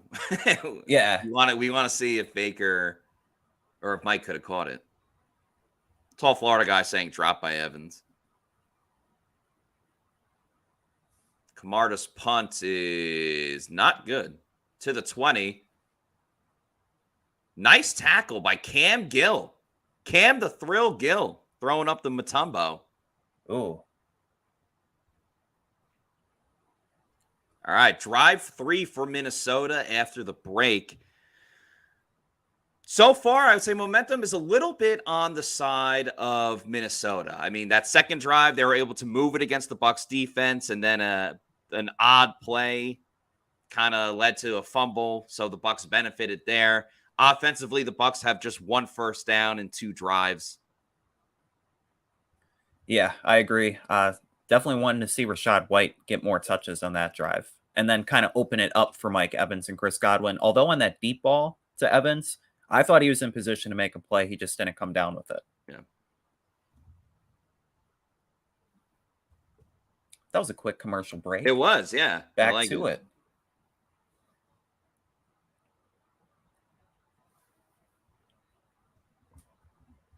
Vikings start with a run down the middle, and Vita Vea initially got in on it, and then JTS cleaned it up. Yeah. I don't know if you saw Dave Canales on the sideline. Tom Moore was right next to him with the headset on. I did. Gotta love Tom Moore. The legend. Vikings in shot. Nope. Kirk Cousins goes under center, runs some play action. JTS in coverage. They look for the tight end. Slammed by Devin White. Lavonte David there to clean it up as well. Devin off to a really good start in this game. Yeah. Got to give him some credit. Definitely playing with some fire. Angles to the ball. Yeah. Looking pretty good. Yeah, that was a nasty, Ooh. nasty tackle by Devin White. Yeah, I was kind of thinking it might have been a face mask as well. It did kind of look like Bucs it. basement. All right, Vikings in shotgun. Cousins looking to his left. Winfield on the blitz, knocks the ball loose. Did he get it? That's a strip sack for Antoine Winfield Jr., and it's recovered by Antoine Winfield Jr. as well. Wow. What a great play by the blitzing safety. You know he loves playing in Minnesota. That's the second turnover of the quarter for the Tampa Bay Cousins did not Buccaneers. see that coming. Only in the first quarter. Yeah. That was a great play. The Bucs Back-to-back so plays, far, he was in the box. The Bucs so far have been exceptional with blitzing the safety. Yep. And a lot of the times it's Antoine Winfield Jr.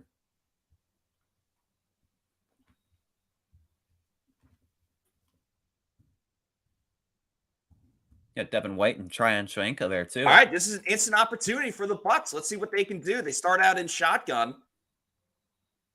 They're throwing Baker over the middle. It's just over the hands of Cole Keith. What is with all this Cole Keith business? He's actually a receiving tight end. Yeah. Bucs have a great opportunity to score here. Awesome field position.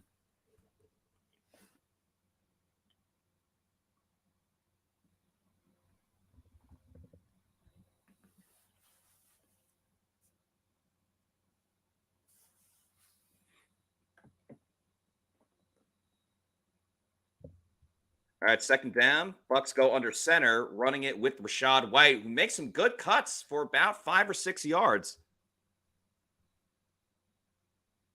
Set up a third and short.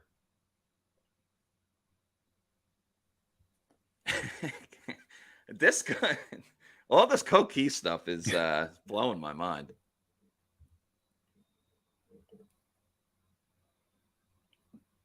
All right, crucial third down for Tampa Bay.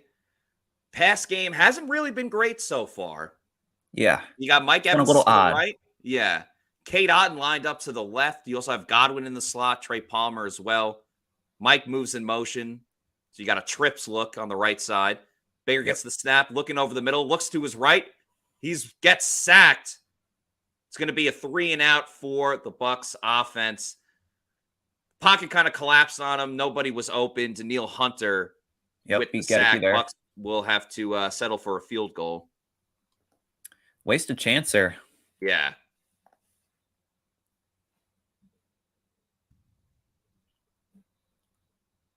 Probably more targets than Cole Keith has had all last season in one game.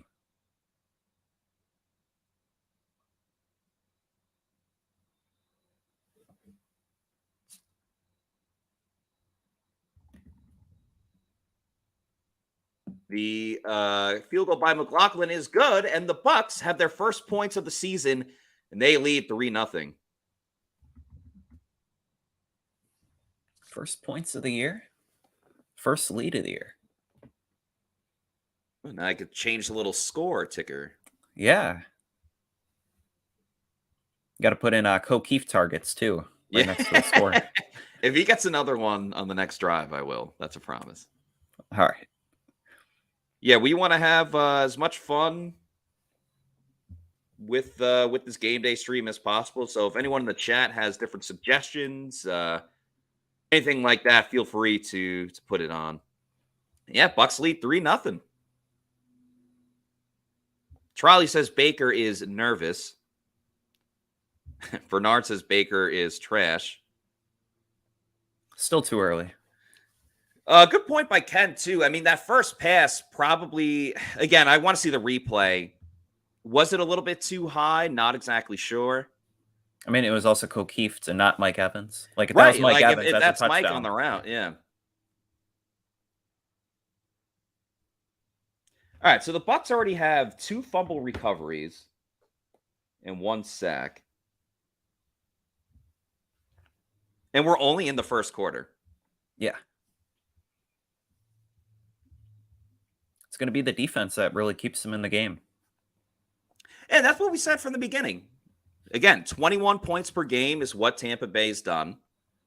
They need to make the splash plays, which they did with the Antoine Winfield Jr. strip sack. So right now, I mean, I think the Bucs have to lead the league in turnovers right now, right? I mean, I think so, yeah. How many? Because Detroit only had the pick 6 with Brian Branch, right? Yeah. in the I think Thursday Mahomes night only had game. one interception that game. Yeah. Ed with a good comment. If you want to use Baker, run him out of the pocket every time. Yeah, so we actually haven't seen this a lot. Like, Baker's been standing in the pocket a ton, where in training camp and everything, he had been kind of rolling all out. over. Yeah, all over the place. He's been kind of looking like Kirk Cousins standing in the pocket. Yeah. Malcolm says Mayfield has to settle down and get comfortable. This game is his to win. David M.S. Smith says, you guys crack me up. Well, thank you. I hope we're entertaining you. Guy Quartz says, what happened to our giant red zone target, Mike Evans? Mike Evans doesn't even have a target yet. No. Granted, it's only been, 3 drives, and one was it's been 3 drives and 2 have been 3 and outs. So it's tough to be like, they're not giving Mike the ball. It's like, well, when you only have 3 plays per drive.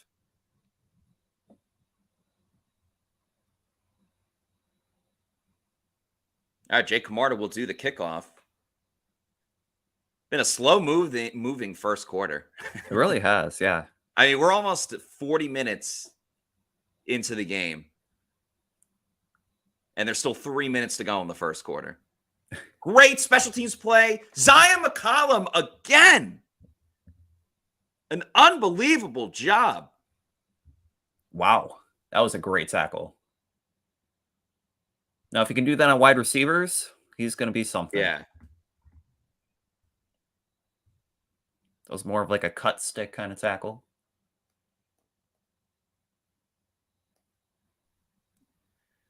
Oh, damn.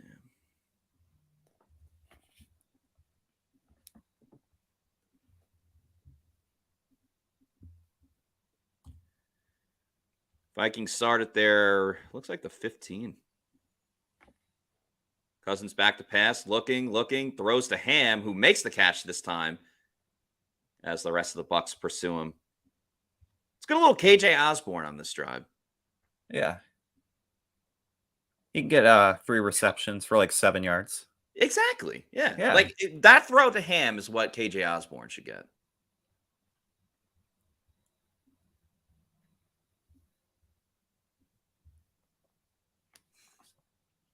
Yeah, Omer says not going to be able to pass without some semblance of a run game.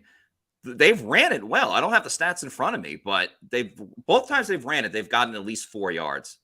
Yeah. Great job by Shaq Barrett setting the edge.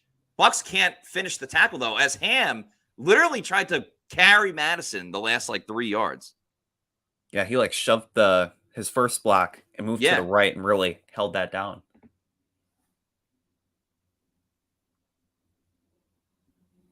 I still think it's remarkable how quickly Shaq Barrett returned to action after his 4 Achilles. Absolutely. I already can't wait to watch the tape of this game.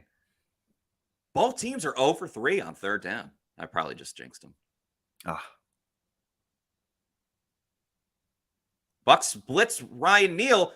Christian Izien with the fantastic tackle in open coverage to make the stop before the first down marker. A great play by the undrafted free agent. Adam, you spoke to him the other day in the locker room, right? Yeah, and he wasn't nervous for this game at all. Just playing with no fear. The guys around him in the secondary, they believe in him. And you can really see it on that play.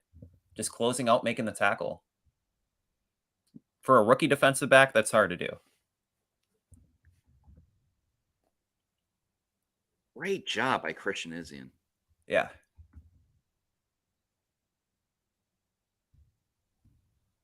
Devin Tompkins, is he counting? I saw him with his finger. Yeah, a lot of the times the returners will do that to make sure they don't have too many men on the field. Oh.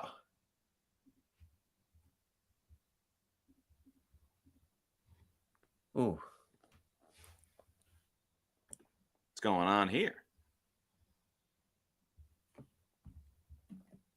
Got a flag. Okay, it's holding. I was trying to read the ref's lips. I couldn't tell who.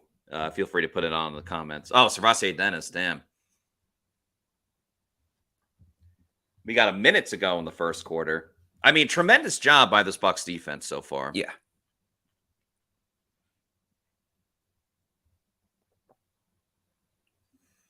Adam P. Park says, so far, Logan Hall has shown nothing.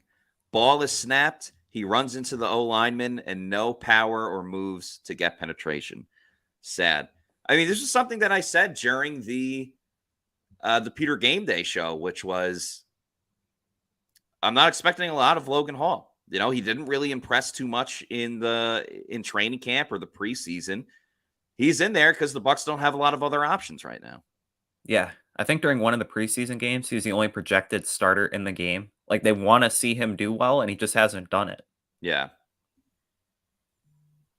So I think you'll see a lot more of Greg Gaines and maybe even Mike Green. Yeah, Mike Green's been in there a fair amount.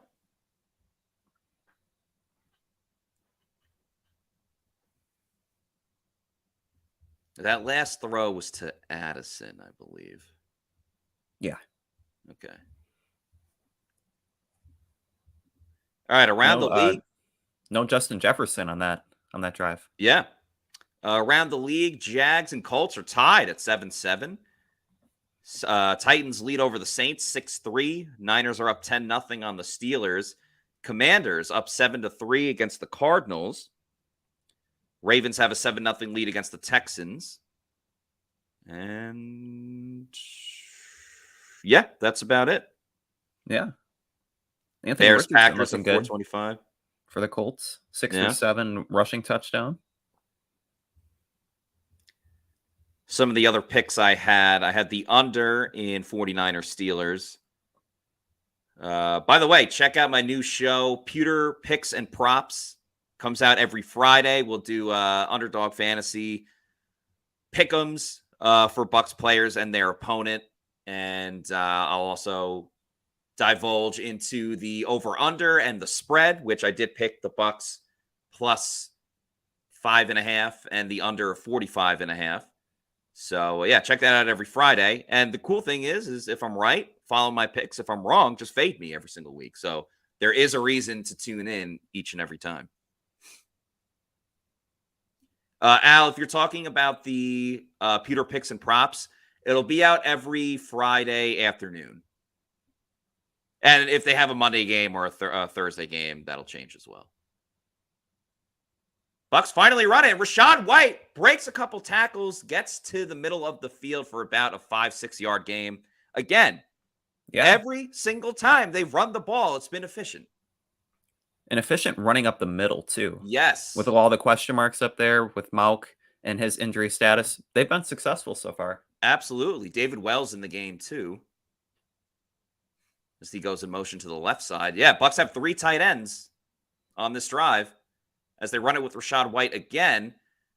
They ran it to the right side. Not much penetration by the Bucs offensive line. And he goes for probably about a loss of 1. Set up a third down. At least they're committing to the run, though. Definitely. With Baker so far, he's 3 for 8 for 12 yards. Yeah. So really got to get those numbers up. Yeah.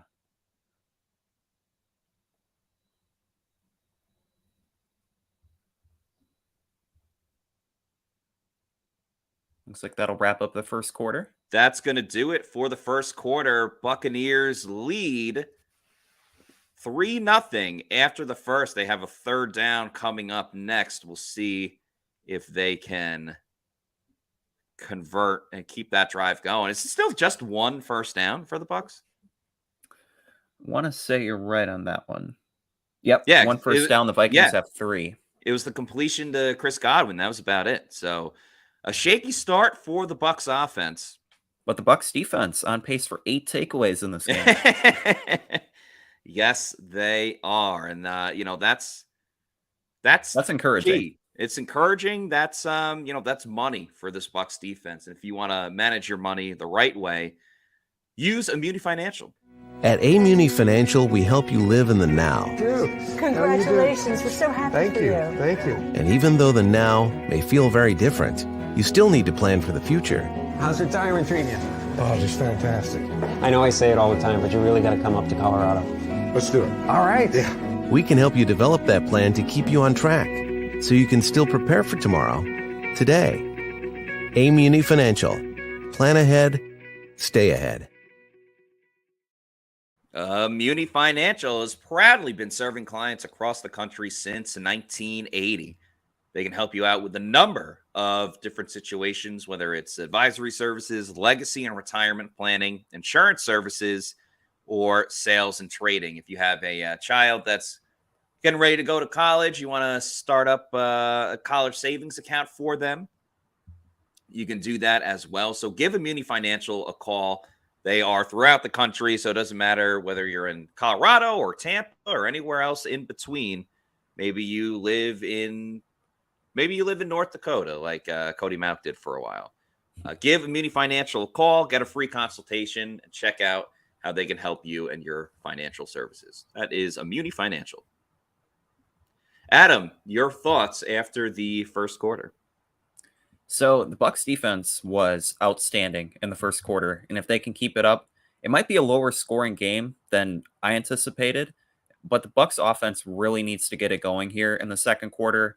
They have the ball. They need to convert on this third down, really continue to move the ball. And for Dave Canales, he has a huge test going up against Brian Flores and his defense. So really just want to see Baker make the throws in this quarter. Yeah, everything you said about the defense is spot on, especially limiting Justin Jefferson. I mean, it's one quarter, but still. Offensively, a lot of the stuff we saw in training camp, not even relatively close to what we've seen in this game so far. But 3rd and 5, maybe we can change that, or they can. High snap. They run it with Rachaad White on a 3rd and 5. Rachaad can't break enough tackles, and the Bucs are stopped. I don't hate the idea of, trying to mix in a run on 3rd down. Yeah. I don't know how you could ask for I don't know how you could ask for Kyle Trask when they ran it on 3rd down. Bit of a high snap too. And they ran it towards Tristan Wirfs' side. Yeah. And Matt Filer.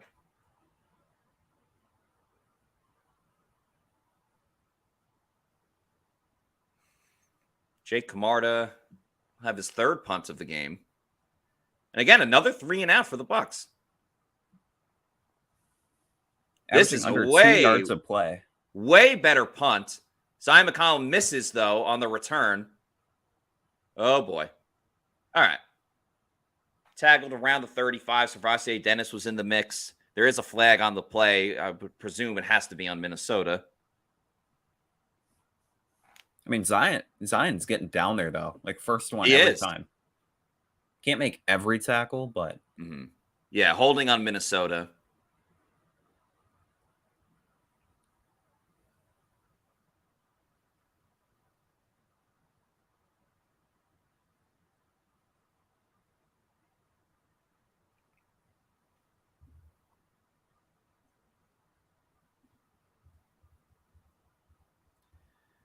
Yeah, the 49ers are winning 17-0 right now. Yeah, I saw that. Well, I guess if the Steelers don't score, I could still hit the under. Brock Purdy season, though, 10 for 12, 2 touchdowns.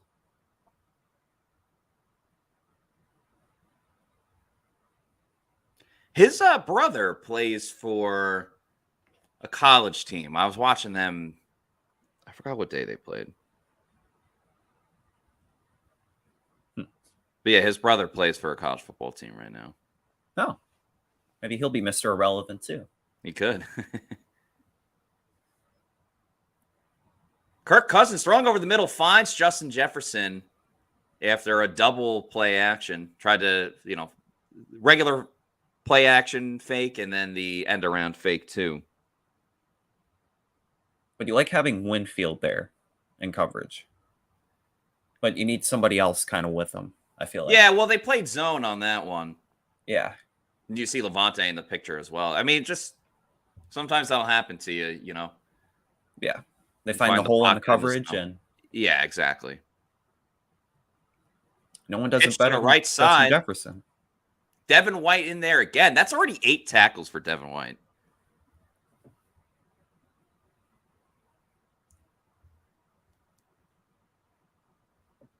8 tackles. Wow.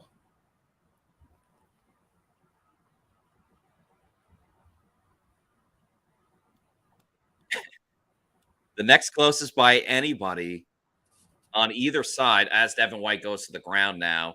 Oh, he's holding his leg. I can't tell if that's his knee. Yeah, he's down. Maybe a hamstring? Shaggy says, uh-oh. Looks like he's holding the back of his right leg.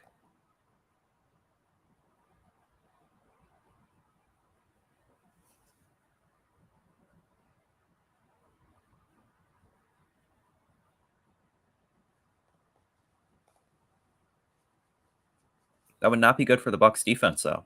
As you were saying, just he has double the tackles of anybody in this game.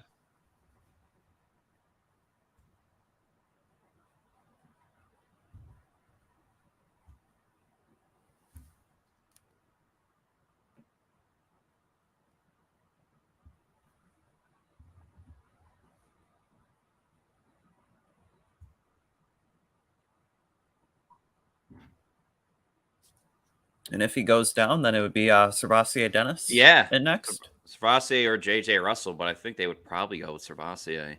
Yeah. Which you're asking a lot for a rookie in his first ever game. Yep. Man, that's a tough one for Devin White.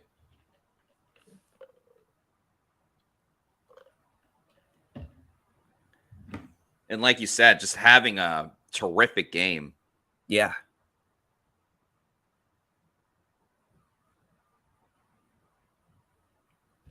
Really seeing his speed on display.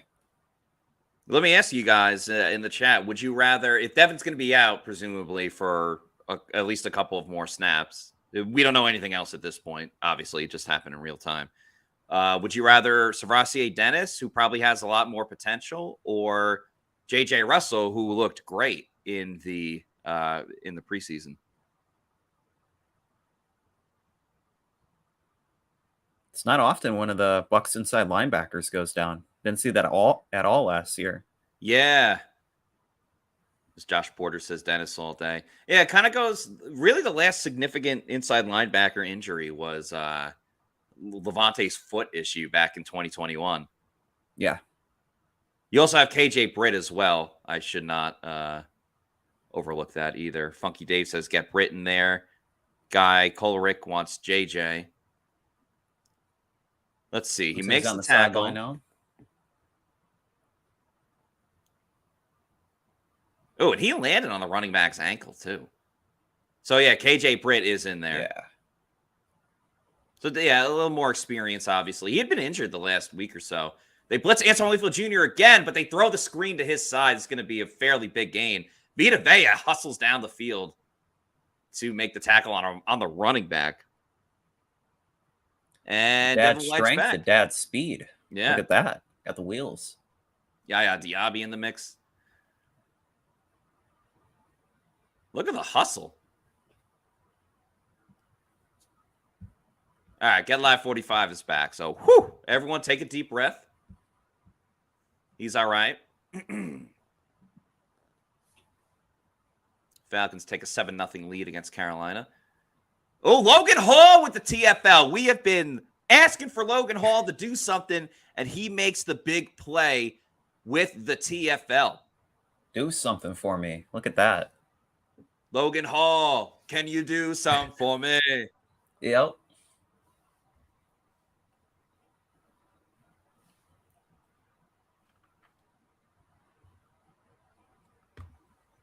Drake's album's got to be coming out soon. Yeah, the 22nd. Oh, they announced it. Yep. Nice. All right, Cousins with his next throw. Caught for a short game by TJ Hockenson, but Lavonte David right there to clean it up. Haven't seen a lot of Cansey since that first drive. Yeah, I mean, I think he's going to be on a pitch count anyway. Yeah. All right, 3rd and 11. Yaya Diaby on a rush. Cousins going deep over the middle. Wide open. Touchdown. Jordan Addison. A busted coverage by the Bucs. Jordan Addison gets his first career touchdown. The penalty on the play probably going to be on the Bucs, I would imagine.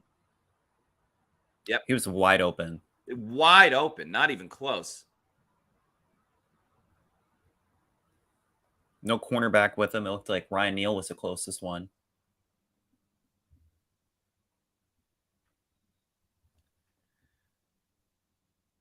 Yeah, it looked like one of the DBs tried to. He was trying to watch Jefferson. Yeah, exactly. Yeah, because he trailed to the left and over the top. Extra point is good. And the Vikings take a 7-3 lead.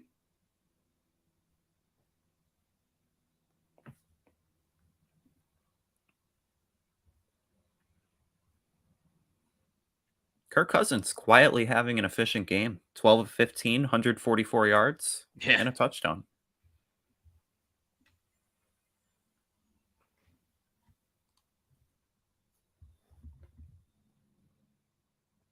Still no Osborne, though. Yeah, unfortunately. Long way to go.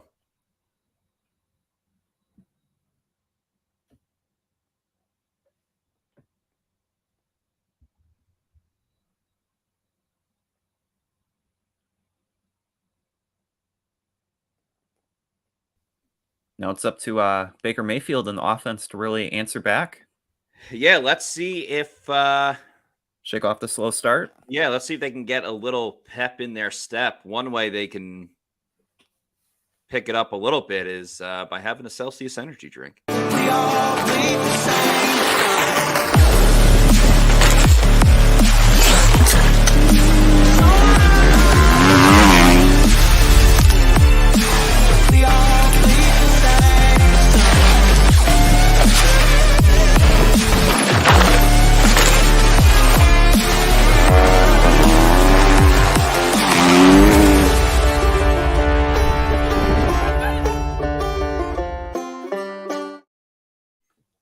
That's right. Check out Celsius energy drinks.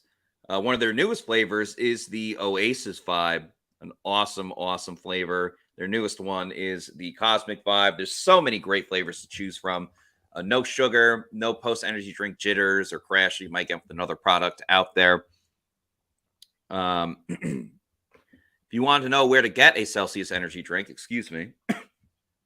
you pick one up by going to the store locator, punch in your address. It'll tell you the closest geographical location where you can pick one up at your local Walmart, Target, convenience store, or your bodega. You could there you go.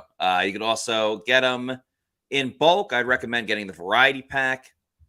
You go to Amazon, click the subscribe and save, and have it sent to your residence every week, month, quarterly, yearly, whenever you want. Just make Celsius your number one pick. Celsius, the official sponsor of the Pewter GameDay Show and the Pewter Report podcast and PewterReport.com. At least Justin Jefferson didn't score that touchdown, because then you would have had to see the gritty. Yeah, so he's got like a new one. Oh, does he? Yeah, I don't know. He had someone on and was like, if I score, I'm going to do this gritty or something like that. He has a plethora of gritties. Yeah.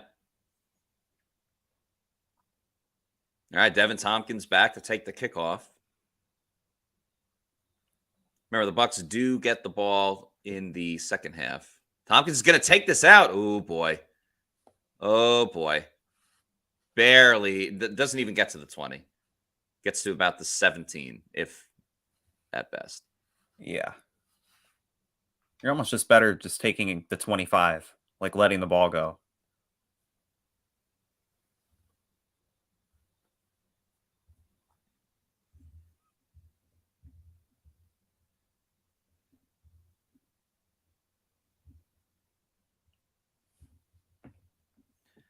Another drive for Tampa Bay. Not even at their own 20. I mean, they got to sustain something here. It's been a lot of 3 and outs. The field goal was just because they were already in that territory. No Mike Evans just yet as they run it with Rashad White. No, Sean Tucker, excuse me. Sean Tucker gets his first ever rushing attempt And he runs hard. And again, he had to do a lot on his own there. Yeah. He looks like a little tank out there. He does. But yeah, 5-yard rush. For baby Nick Chubb.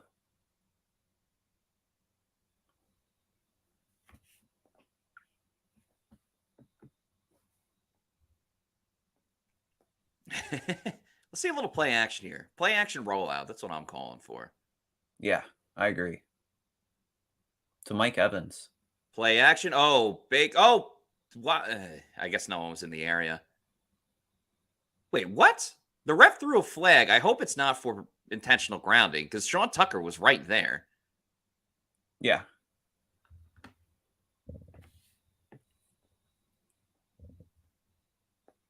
O'Connor, maybe it's pass interference. I don't know. Trying to get the volume going. They're saying no foul. He threw that flag early too. Yeah. No foul. Let's see what happened here. I mean, they just blitzed off the edge. They ran a wasn't zone roughing the block. passer. What's that? It wasn't roughing the passer. No.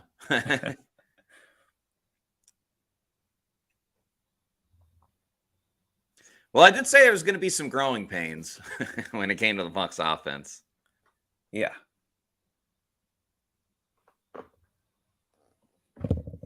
Bucs have no rhythm at all.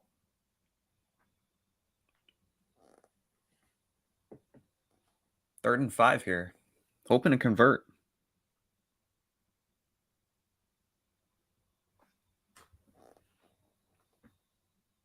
Low snap. Baker looking, dancing around, avoids a pass rusher. Now he's scrambling. He takes on a hit, but does not get the first down. Another 3 and out for the Bucs offense. Yeah.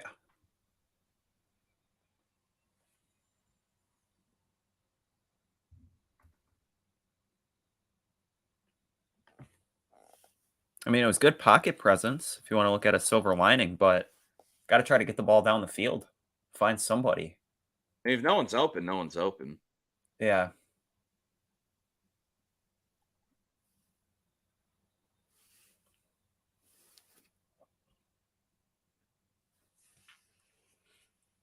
Jake Marta getting his work in today. Yeah.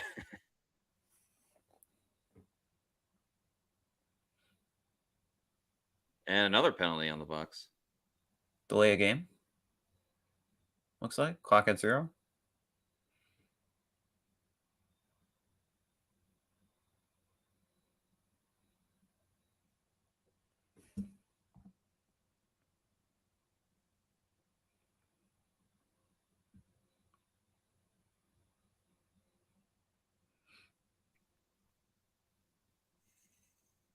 See Camarda's punt. I mean, yeah, eventually the Bucs defense is going to get tired.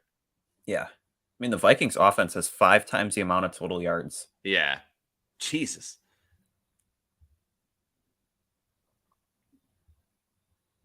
Oh, punt rolls back. Keith Armstrong's not happy. Looks like around the 32.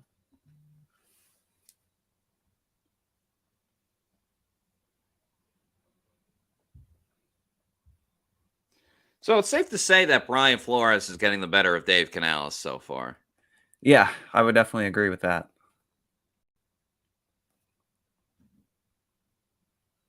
Do you really think it's a fault of the play design or the personnel or a combination? What do you think is the cause of this? Good question. A little bit of Baker. I mean, that high throw to O'Keefe, that would have been a touchdown right now. I can't say play design just yet, but what I will say is everything that we saw in training camp has not been the case with this. Like, where's the rollouts with Baker? We haven't seen that at all. Ruck's review says Baker looks so jumpy. I would agree with that. Baker, yeah, he's 3 of 9 for 12 yards. Like, that's awful. Yeah, and it was a nice run by Sean Tucker on the first down, and then you have the play action, but didn't really like the design of that because the Vikings edge rusher was right there.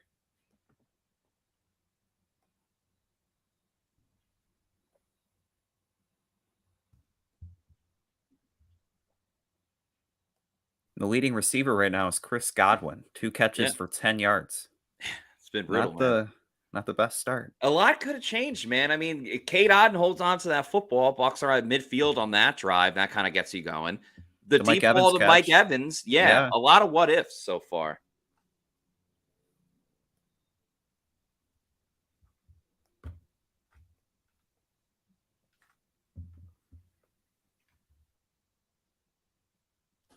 $20-0 San Francisco over the Steelers.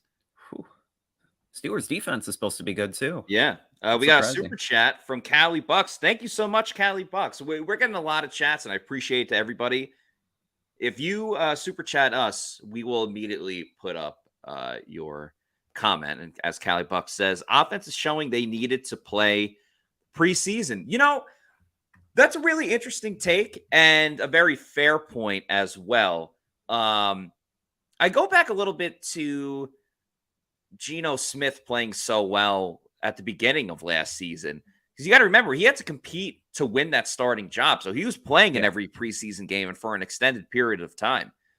You're going to see a lot of rusty teams early on in the season because everyone wants to avoid getting hurt. And I completely understand that, but you know, the play kind of suffers a little bit as Vikings go play action. Kirk Cousins has time, throws over the middle, caught to a wide open KJ Osborne, I believe. He's 17.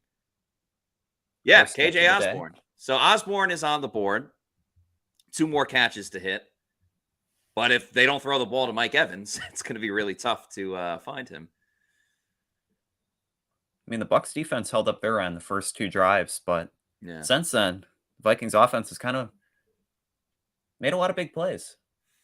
Now Justin Jefferson. I wonder if the Bucs should go a little up-tempo with their offense. I mean, they could be down 14-3 after this, so. Yeah, I'm getting ahead of myself. Do you think Baker should have played more in the preseason? Nah, I mean, he played a lot in training camp.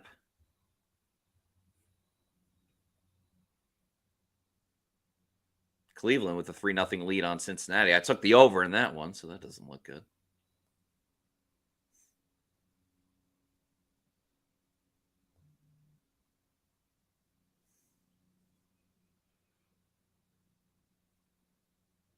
Bucs have been pretty stout with stopping the run. They started off slowly. Yeah. But I thought they did a pretty good job. Nice play by Shaq there. So it's a 3rd down. Yeah, I mean, this is a big drive, man. I mean, if the Bucs can get a stop here, get the ball back, they've done nothing on offense, but it just takes one good drive. Wow, Cousins 10 for 10 on his last passing attempts. Cousins looking over the middle, wide open, Justin Jefferson, like wide open.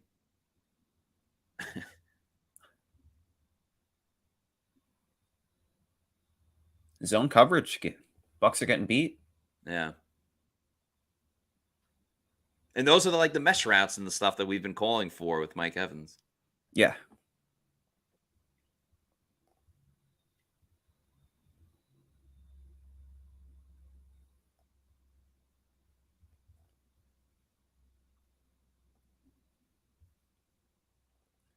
Defense maybe just a little bit fatigued. Could be. They've been on the field the whole damn time. Cousins rolling out, looking for the tight end, wide open. And that's a first down for Minnesota. And it's going to be 1st and goal.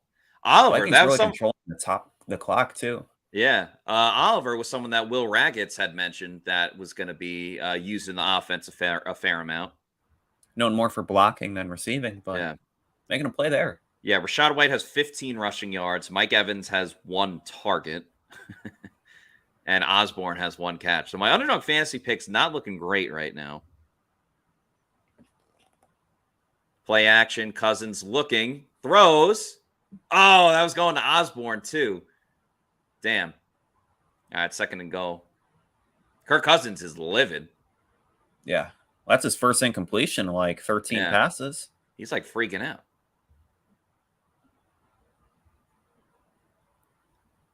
Shaggy goes, again, I ask, where's the pass rush?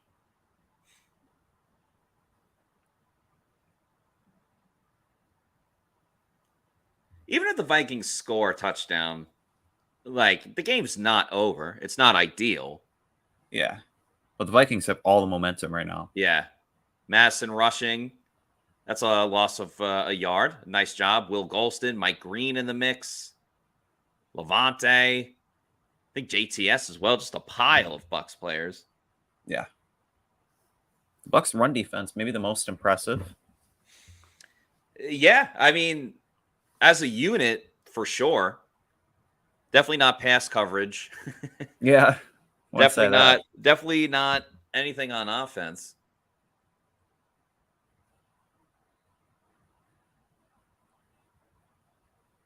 Yeah, only Bucs fan sums it up perfectly. 1 first down for the half.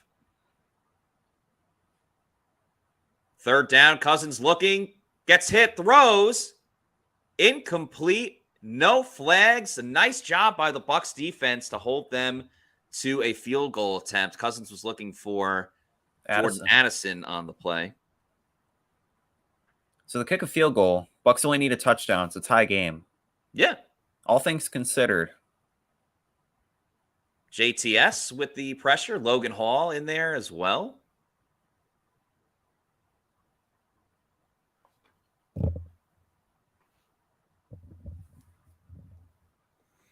Greg Joseph on the kick.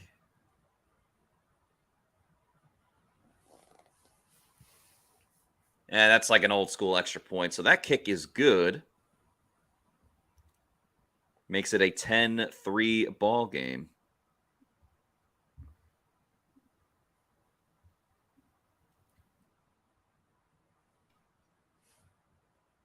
By the way, everybody, when this game is done, we will have a Pewter post-game show.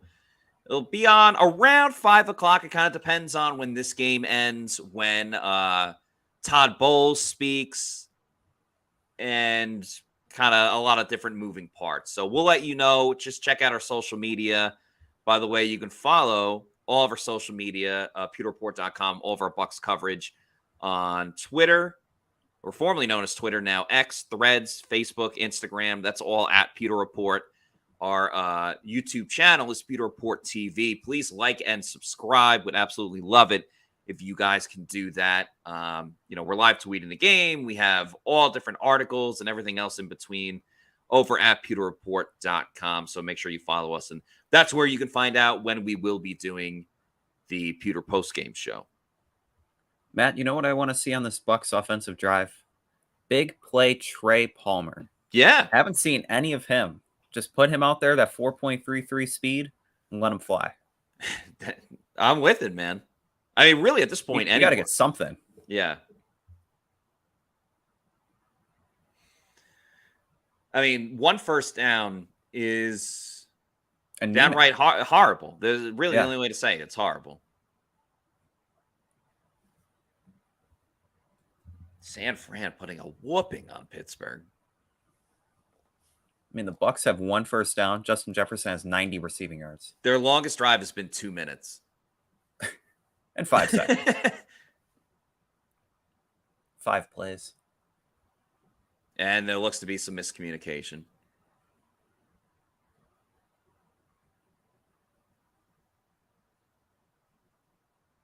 Rashad White. Solid run. I mean, that, again, it looked like there was 8 Vikings in the backfield. Yeah. We have the safeties lining up on the edge, too. Yeah. Got to see Baker more shotgun looks as well.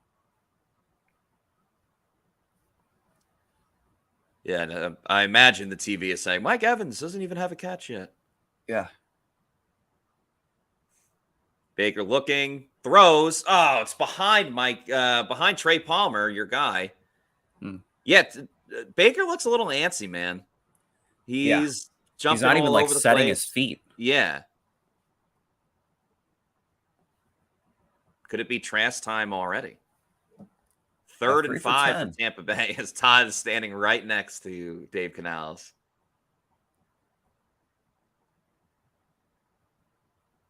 I mean, this has been pitiful. Yeah.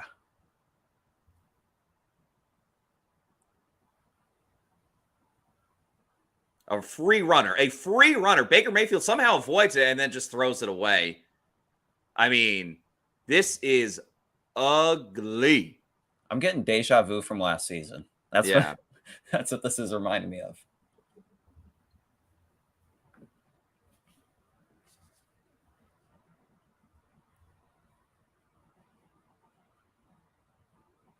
I mean, he wasn't even blocked. 51. Yeah.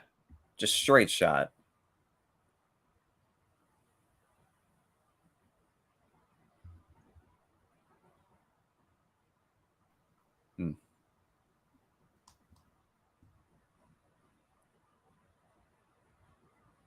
All right, nice special teams play.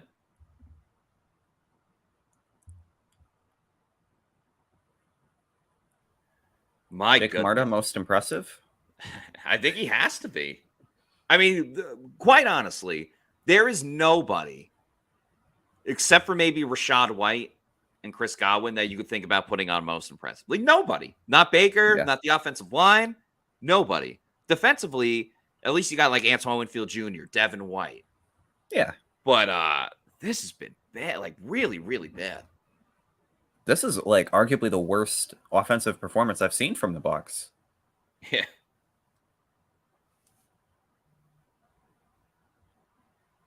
Still plenty of time though. Yeah, I mean, it's a one possession game.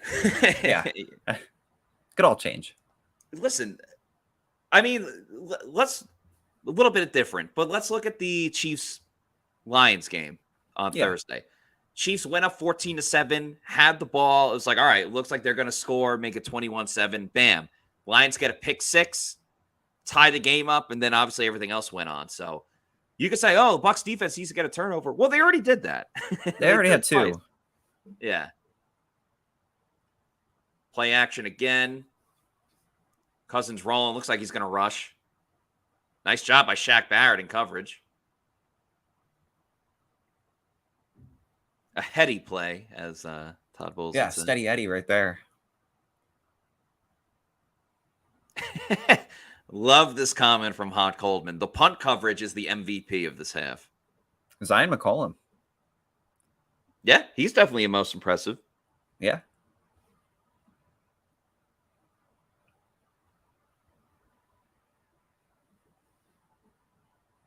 Yeah, Omer says it best. 16:51 to 8:50 time possession. Can't win that way. 3rd and 7. Oop. Bucs send a blitz. They don't get to him. It's a low throw. It's caught by KJ Osborne. But he seems short. But again, we'll take that reception.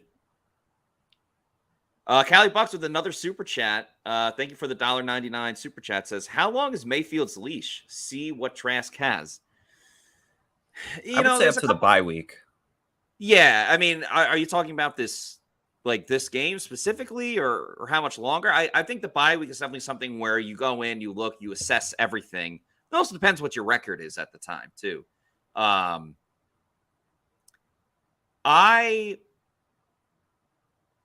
would say around that bye week. Yeah.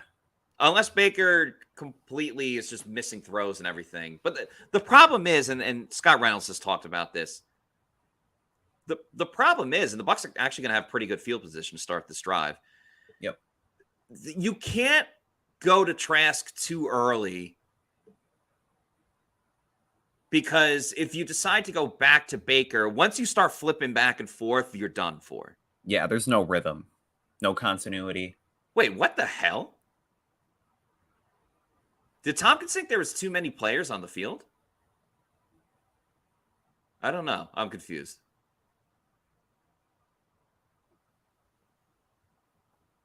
Yeah, he was just on like the side. Yeah, that was weird.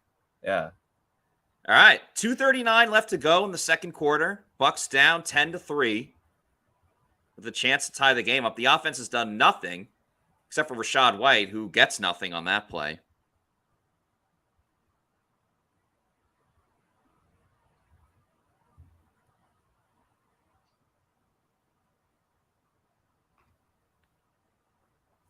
Yeah, bad offensive line. Not a real running game. They run it again on second down.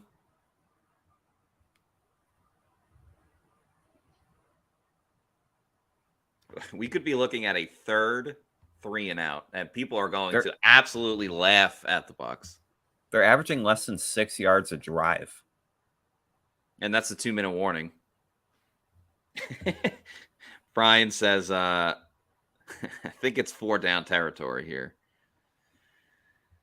Oh, man. John Palm says, we hire a lefty back or something? Right. He's Uncle working over the benches with a headset on. Just Uncle Dave says to run it again. I don't think it's all on Baker's been a big part of it, but I don't think it's all on Mayfield. I think it's a combination of things. Yeah. The receivers getting open would help. It doesn't look like they have much either. The offensive line has looked porous. The running game establishing any rhythm. Yeah. I mean, Rachaad White's made the most of his attempts. He's got 8 rushes for 23 yards. Yeah. So again, like he's still kind of on pace for his underdog fantasy over-under. Let's take an update on my underdog fantasy picks. So those were what I went with. Rachaad White higher than 48.5 rushing yards. Mike Evans higher than 56.5 receiving yards. And KJ Osborne higher than 2.5 receptions. Well, the good news is KJ Osborne already has 2 receptions, so he needs 1 more catch. And at the rate that the Vikings are getting the football, with the Bucs going 3 and out every time, he's got to get at least 1 more. Rachaad White, I mean, at 23 yards right now, if he gets that same amount in the second half, he'll be at 46 and will be pretty close. I have a feeling if the Bucs can get into rhythm at all, Rachaad White's numbers will go much, much, much higher up, and he still might get another rushing attempt in this quarter. And then the Mike Evans thing, I'm just flabbergasted at. I'm absolutely flabbergasted. Yeah, O'Keefe is getting the wide receiver 1 target. It's not something on the bingo card. Yeah.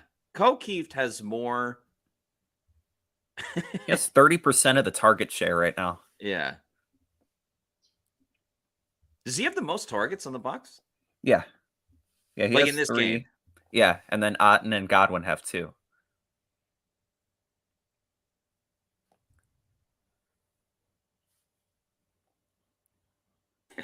Mike's probably like, I'm glad I didn't get a contract extension. Right?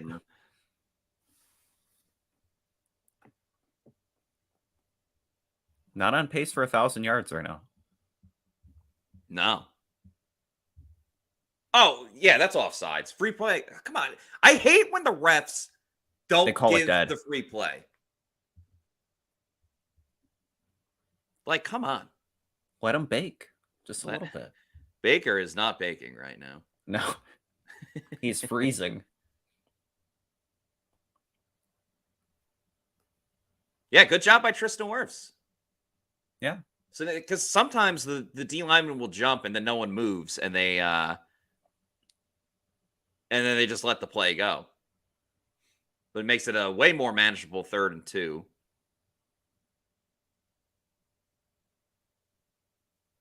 Baker in shotgun, low snap, throws. It is caught by Chris Godwin. The Bucs have their 2nd first down of the game. Praise be to Godwin. Oh, right? I got to tweet that out. That's the biggest play now from the Bucs offense are going today. a little up-tempo. Baker looking. Who was left? Mike Evans makes a catch. Mike Evans has a reception, ladies and gentlemen. His first of the game. And now the Bucs are moving a little bit of momentum. That's all you need. They're going to run it. Just needed that 2-minute warning. Yeah, but they have all 3 timeouts. They rush it with Rachaad White, gets a couple of yards. Something happened to the ticker for CBS because they're going old school with the number and the play clock. Oh, I see that. Yeah, and their 1st and 10s are way off as well. Baker looking, throws over the middle. Oh, almost caught by Devin Tompkins. That was behind him as well, too. That was, again, not a good throw by Baker Mayfield. No, that was not. Unless, did he get a hand on it? Okay, he did tip it. But Tompkins should have had that, man. All we kept saying is he Catches everything. Yeah. Like plunked him in the head almost. 2nd and 10, Baker in shotgun. Looking to his left, looking for Mike Evans, throwing it down the field. Touchdown, Tampa Bay! Mike Evans with his 2nd catch of the game gets the touchdown, and it's 10-9 with the chance to tie the game up with the extra point.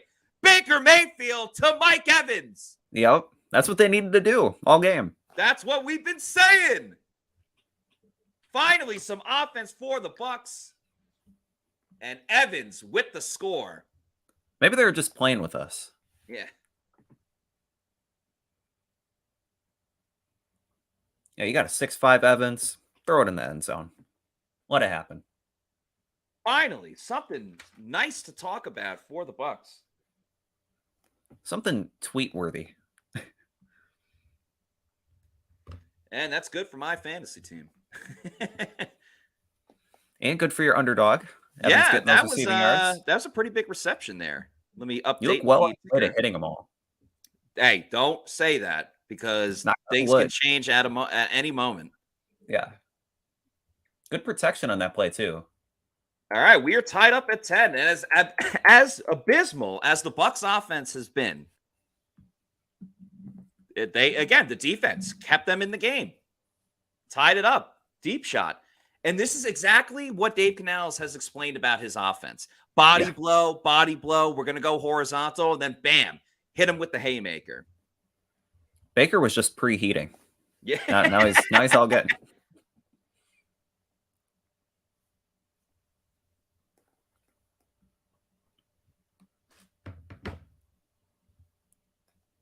Still a minute 9 to go in the quarter, though. So let's hold our horses a little bit. Devin White will hold on to the horses. Yeah. Let's get to some of these comments. TD Evans, let's effing go. Evans, Big Mike, LFG. Grizz says, Baker told that MF, just let me run the hurry up. LFG. Al Bundy says, there you go. Eater17 says, pay the man at halftime. Guy Quirth, imagine that. Turns out throwing to your best receiver is good. Yeah. They just have the paperwork waiting at his locker at halftime. Here's a pen. Okay, Mike Evans now leads the Bucs in receiving yards with 37 and has a touchdown. See if Cade Otton can do anything in the second half. I have him on my fantasy team as well. Kirk Cousins looking down the field. Oh, my God. Justin Jefferson almost made that catch, but did not. Hey, I mean, if the Bucs get a 3 and out, they still have all 3 timeouts. Yeah, they could have the lead at the end of the first half. And that's some good zone defense by the Bucs. We've seen Kirk Cousins kind of slice them up a little bit. Ed says, Baker's luck is over. Bring in Trask. Ed, did you watch that last drive? Yeah. All right, 2nd and 10, a minute 4 to go. Devin White blitzes. They throw to Justin Jefferson. He gets out of bounds. Honestly, that's good for the Bucs because if they get the stop here, they're going to be able to call a timeout, get the ball with like 50 seconds left. Yeah.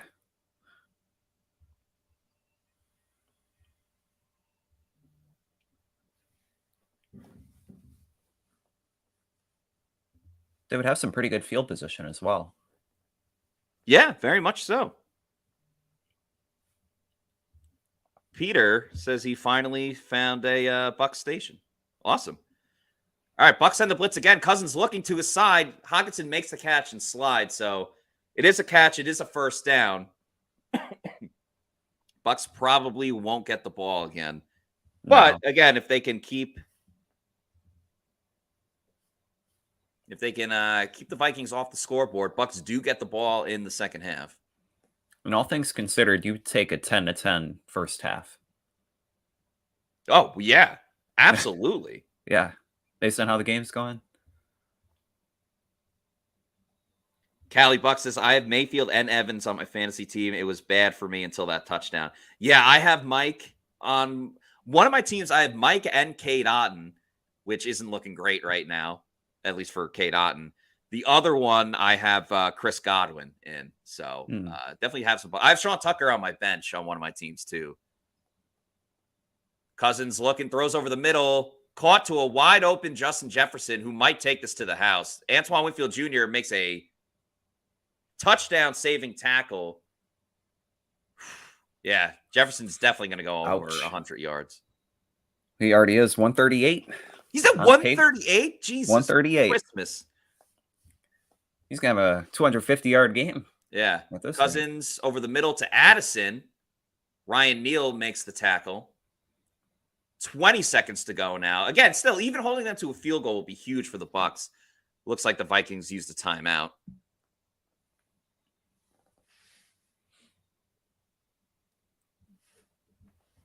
Yeah, a lot of zone by the Bucs. Man, Justin Jefferson just annihilating. And a lot of passes by the Vikings, 28 so far. What? I'm pretty sure he was down, but let's just... Yeah. Yeah, he was down. Shaggy has Mike and Justin Jefferson, so Shaggy having a pretty good day. Yeah.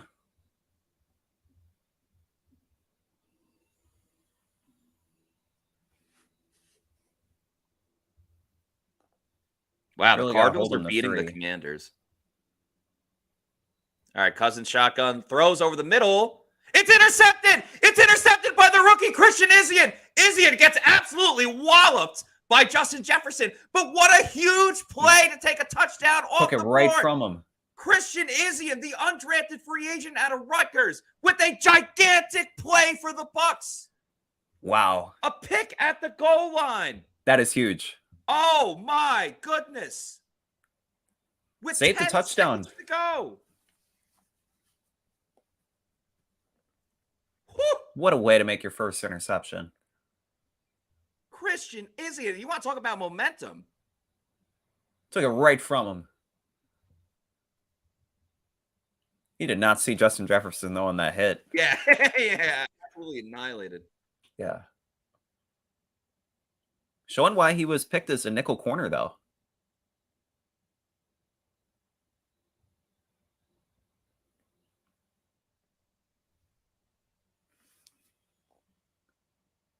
Bucs run it on first down. Now that'll help with the Rashad. Was that Rashad White or Chase Edmonds? I didn't see. I'm typing.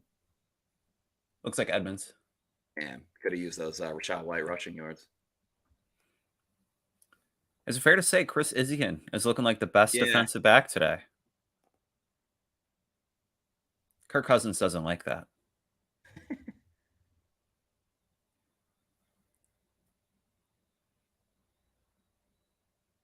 And that is halftime. Yeah, that's going to do it for the first half. We're going to take a little bit of a break with halftime going on, get some food happening, some food in my stomach. We'll be back for the third quarter. Adam won't be around, at least for the fourth quarter, as he's got to write up most impressive for us at PewterReport.com. But hang tight. Enjoy yourselves during this intermission, and we will be back on for the third quarter when the Bucs get the football. So this is a Pewter GameDay Show. Just taking a little bit of a break right now before we kick off for the third quarter. So see you guys in a little bit.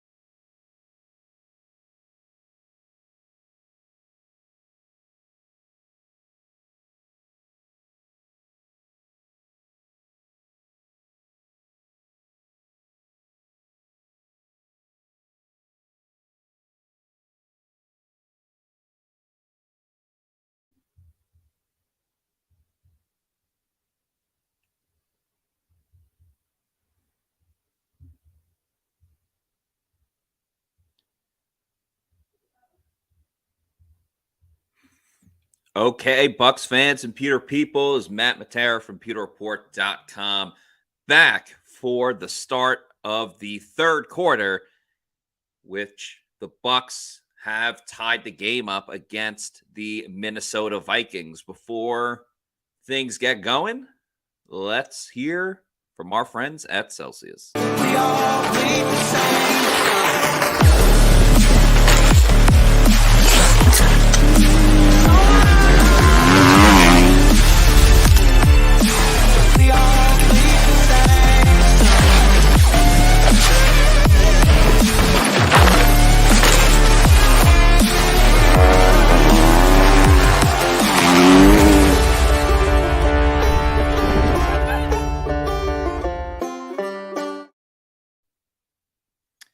As you know, Celsius is the official energy drink of the Pewter Report podcast. Go to the Celsius store locator on their website to find out where you can get a Celsius at your local Walmart, Target, convenience store, or your bodega. You'd also get them in bulk. Get that variety pack by going to Amazon, do the subscribe and save. Have it sent to your residence whenever you want. Just make sure you're drinking Celsius energy drinks. Make Celsius your number one pick, the official energy drink of PewterReport.com. We are about to start things off in the third quarter. I'm Matt Matera from PewterReport.com. Adam Slavon was with me for the first half. Appreciated him jumping on. He's got to write most impressive for us, which you can check out on PewterReport.com. So it is me, myself, and I to start out this third quarter, which is a tie game. It is 10-10 as the kickoff goes into the end zone for a touchback. We'll see the Bucs on offense to start the third quarter, and really to see how they kind of adjust to all the struggles. The Bucs sideline, this is from Scott Smith, the Bucs team reporter, says that Kalijah Kancey is out for the rest of the game with a calf injury. So unfortunately, seems like that calf injury may have flared up for Kalijah Kancey. Bucs start out with Baker under center, Keith in motion, Godwin and Evans out to the left side. You have Auden at tight end on the right. They run it with Rachaad White, who started going to the left and kind of cut towards the middle. Got about 2 yards on that play.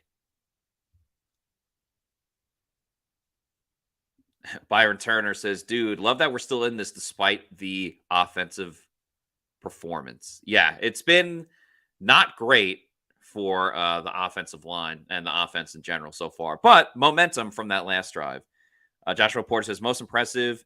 No way he can write that yet because they have sucked all the way around. Defensively, they've looked good. Antoine Winfield's got to be on there. Christian Izien as well, obviously.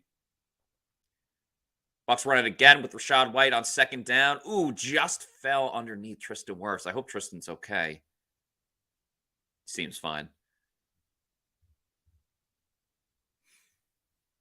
So it'll be third and short for Tampa Bay. Third and medium. Third and 6. All right.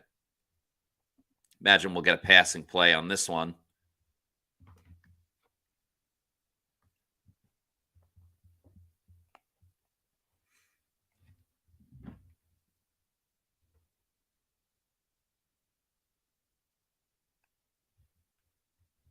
Baker in shotgun.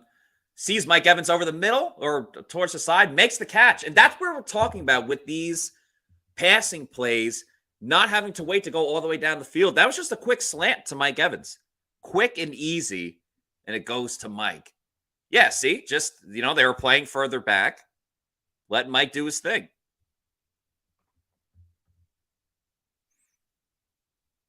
This was the touchdown by Mike Evans in the first half. Mike racking up those yards. We'll talk more about that in a little bit. Needs a couple more Rachaad White rushing yards. They go play action. Baker is nowhere to be found. He dumps it off to Rachaad White, who takes it up the field. Wow, a savvy little play from Baker Mayfield. Looks like he was going to get sacked for a huge loss and just dishes it to Rachaad White, who makes about an 8-yard gain from it.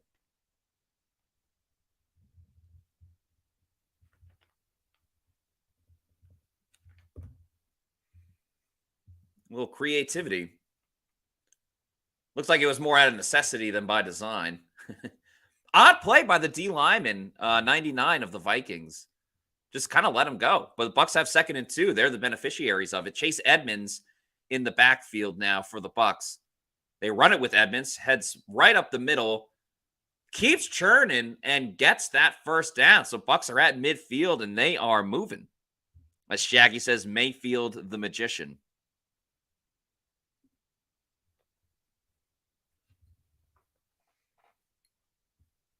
Flash Gordon says, well, just saw some first half highlights. Looks like O'Keefe just wasn't in sync.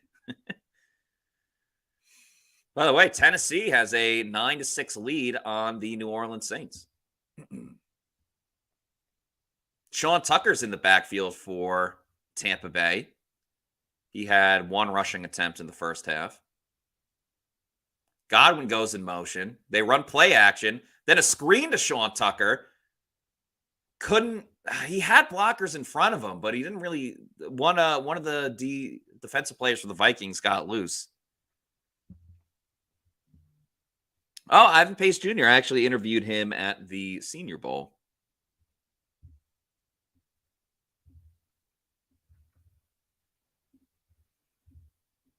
It'll be 2nd and 7 for your Tampa Bay Buccaneers. Let's get a little Cade Otton action. They fake the pitch. There, asking you shall receive. Cade Otton makes the catch, heads up the field.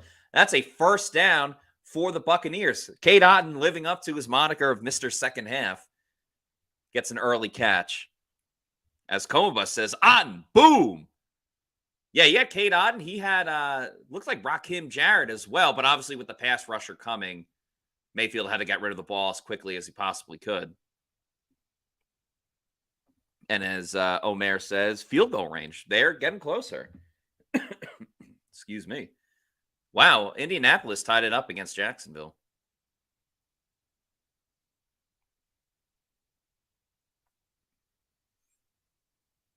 Sean Tucker gets a rush. They try to go to the right side.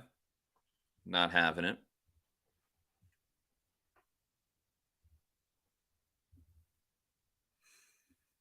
Is the Commanders still losing against Arizona? I need to see that.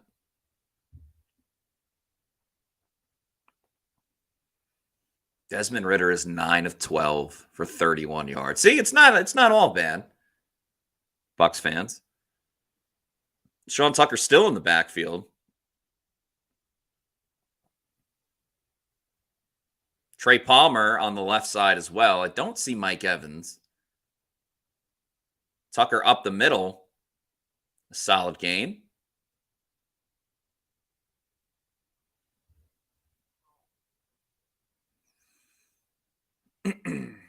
Obviously, third down was atrocious for the Bucs in the first half, but it's a new half now.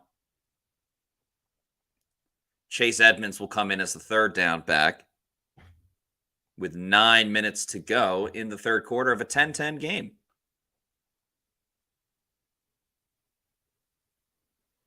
Baker with a quick pass to Devin Tompkins. Mike Evans with a fantastic block, and Tompkins gets the first down. Nice play call by Dave Canales. Gets the ball out quick. Vikings sent the blitz as well, trusting Mike Evans to get the block, which he does. And it's just enough to spring Tompkins loose for a first down. Creative play calling. Bucs putting together a nice little drive. They're almost at the Vikings 20. Baker will start out in shotgun with Rachaad White next to him. Vikings send the blitz off the left side. Throws the screen to Mike. I don't know if Mike dropped it or if it got knocked away. But that could have been another touchdown for Big Mike.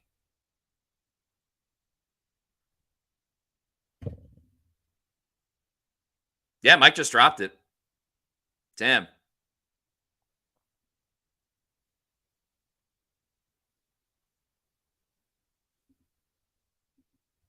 Shaggy says, wow, totally different offense this half. Oh, I'm with you.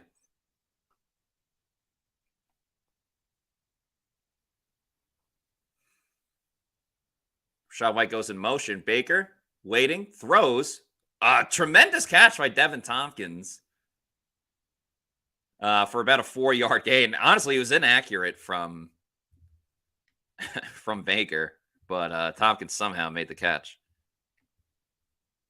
Wow, Arizona's beating Washington 16-10.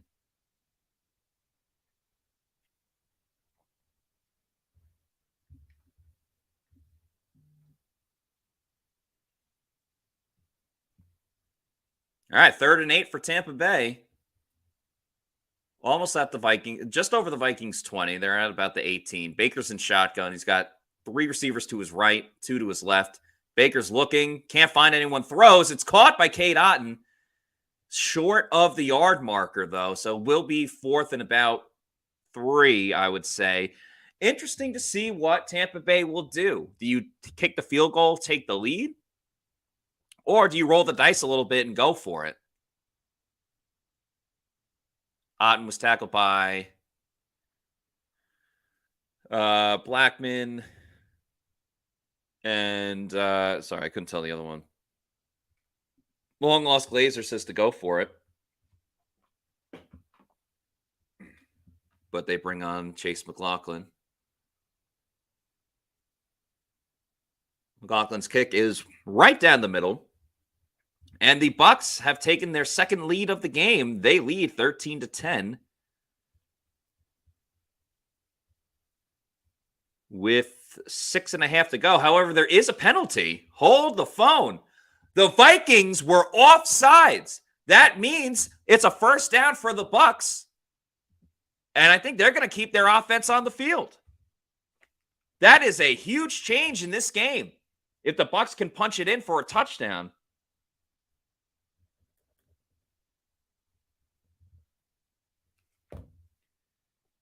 Oh my goodness, the Bucs are given a gift. An absolute gift. Tony Bo says, let's go.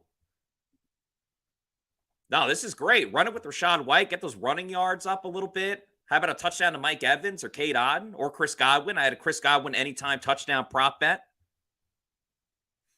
6:44 to go. 1st and goal just inside the 10. Baker's going to hand it off to Rachaad White, who gets about 3 or 4 yards up.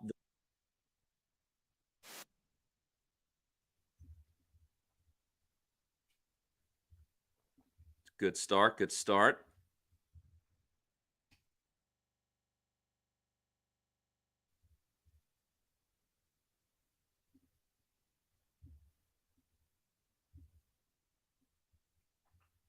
So a lot of, also, yeah, great by Coma Bus, eating clock.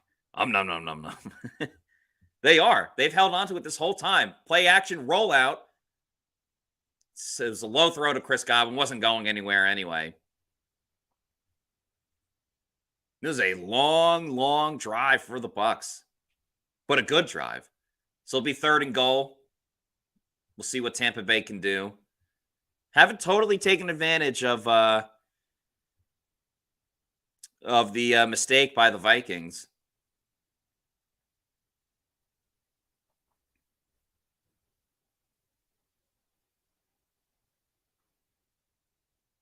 Bucs have 3 receivers to the left. Mike over to the right side.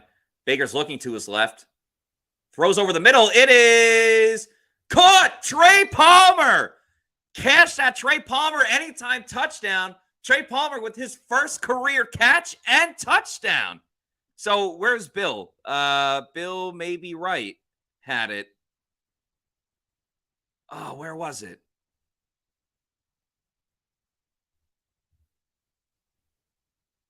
Yeah, Bill Maybe Wainwright. Need a Palmer TD anytime. Cash that ticket. There you go, Bill. Bill Maybe Right. Touchdown, Buccaneers. They have the lead. It's 17-10.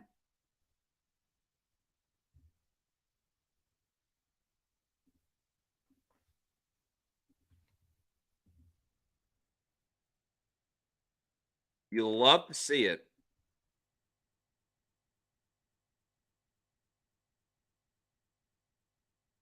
I mean, the rookies are showing up, man. Christian Izien with that interception. Trey Palmer. Wow. Great job by the Bucs.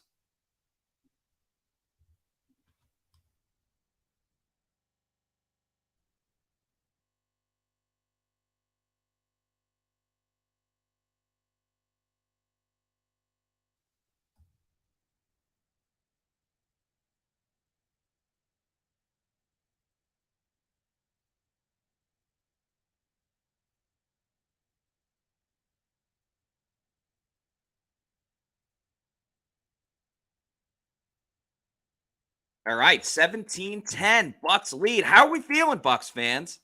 Let me know, Pewter people. The Bucs going to hold on to this lead? What are we doing? Common Sensei says, makes me want to cry. Never thought I'd see this. Shaggy, gotta say, rookie showing out today. Maybe Field is seeing things better right now. Angle says, Trey Palmer is a diamond in the rough, it would seem. Everyone called me crazy in my draft league for drafting him. I want to take him as like one of my last players off the bench, but I went with Sean Tucker. Palmer. Shaggy says he's feeling much better now. Demon Murphy says, not sure my liver makes it through this game. Oh, man. What an exciting moment. Bucs take the lead 17-10. That's gigantic for the Bucs. If you bet on the Bucs, you're probably pretty happy about them, too. You could have got Tampa Bay at plus 4.5 today over at mybookie.ag. The over-under was 45.5 as well. MyBookie, I mean, it's so great to use for all sports betting. But now that football's here, it's even that much better. Use the promo code Pewter, P-E-W-T-E-R, and you can get a deposit bonus, 10% on your cash bonus with the sign-up deal. It's a maximum bonus to be awarded is $200. The minimum is $45. There's a one-time rollover attached to it, and can only be rolled over using the sports action. So don't use it for the casino or the horse action, though their online casino is awesome to use as well. So mybookie.ag, use that promo code Pewter, P-E-W-T-E-R, and start winning some more of your bets. Start winning at mybookie.ag. Also, my Pewter picks and props video. I did take the Bucs. I got them actually at 5.5, so I got an extra point. Or I either got them at 5.5 or 6.5, but either way, had a little bit more of a cushion. I think I got them at 6.5 now that I actually think of it. So sometimes putting in your bets earlier in the week is helpful too, because the line will change a little bit more.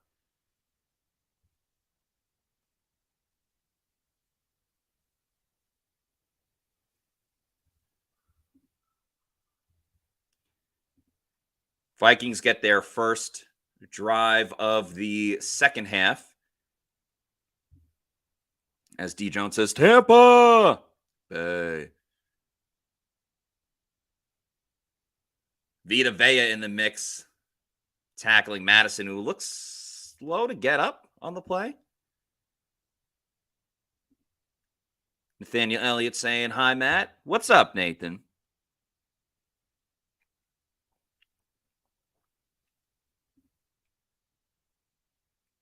That's all good, Nathan.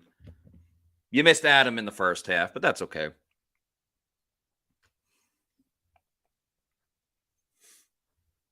I mean, this is a position the Bucs were not in often last season, where they get the lead. Now defense can close it out.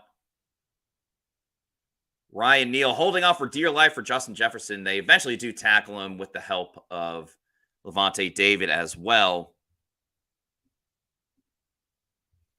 Have a third down coming up.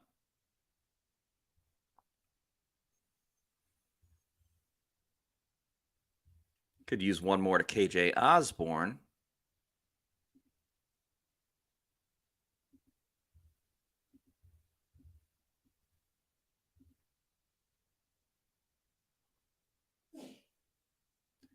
D, I hate to break it to you, but as the throw is caught by TJ Hawkinson, that's a first down for the Vikings. Kalijah Kancey's out for the rest of the game with a calf injury, so something must have happened with his calf.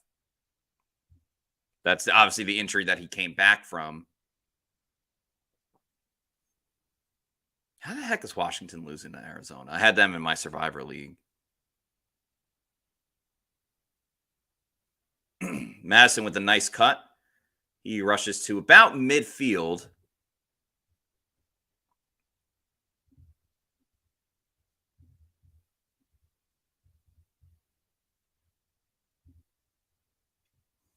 So, yeah, Mike Evans leads the team right now with 48 receiving yards.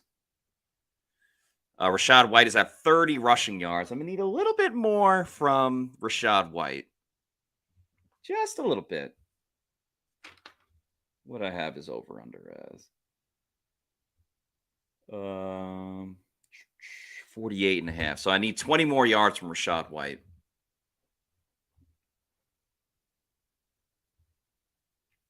First and 10 for Minnesota, right at about midfield. Vikings go play action. Cousins rolling. Finds Oliver, the backup tight end. And the Vikings are in business. After the Bucs went all the way down the field and scored, Vikings are doing the exact same thing.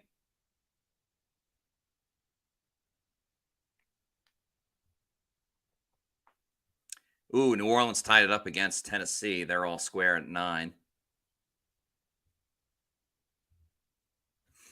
All right, first and 10 for Minnesota. They've been able to get down the field, but then they create those turnovers in the red zone area.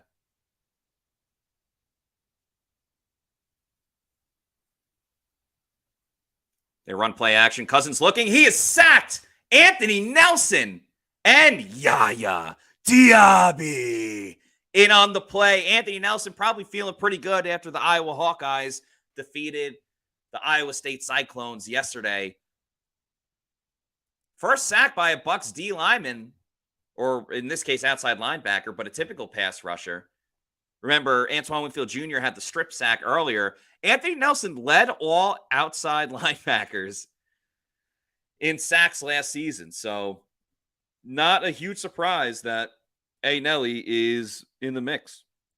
Second sack of the day for the Bucs. That makes it 2nd and 16.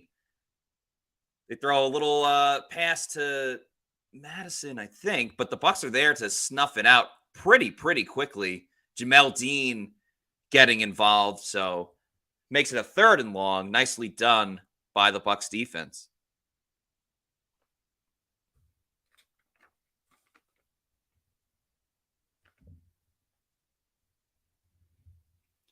Cousins looking to his left, throws, has Addison very close to the marker on 3rd and 13. I thought he was a yard short. We'll see. The ref is looking like it's a first down. Yeah, it's right on that marker. Damn. That's a tough one. Bucs had him in a good spot at 3rd and 13. Cousins was able to hang tough, though.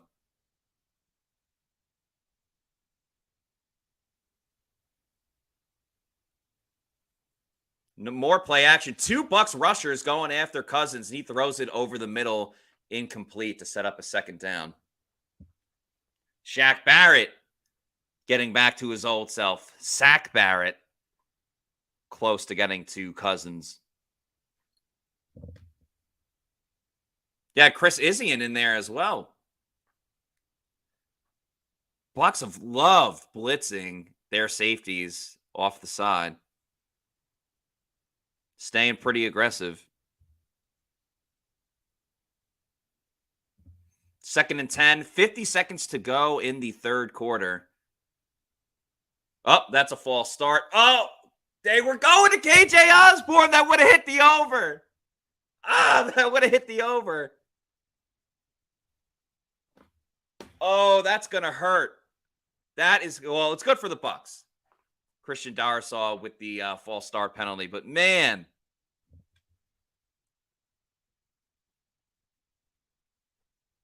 that hurt.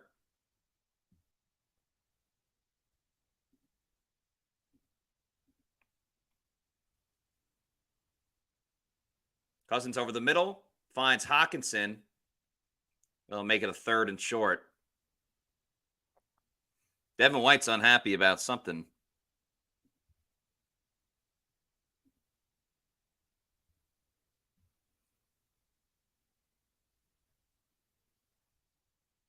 Third and 1. We'll see how the Bucs stack up in this one.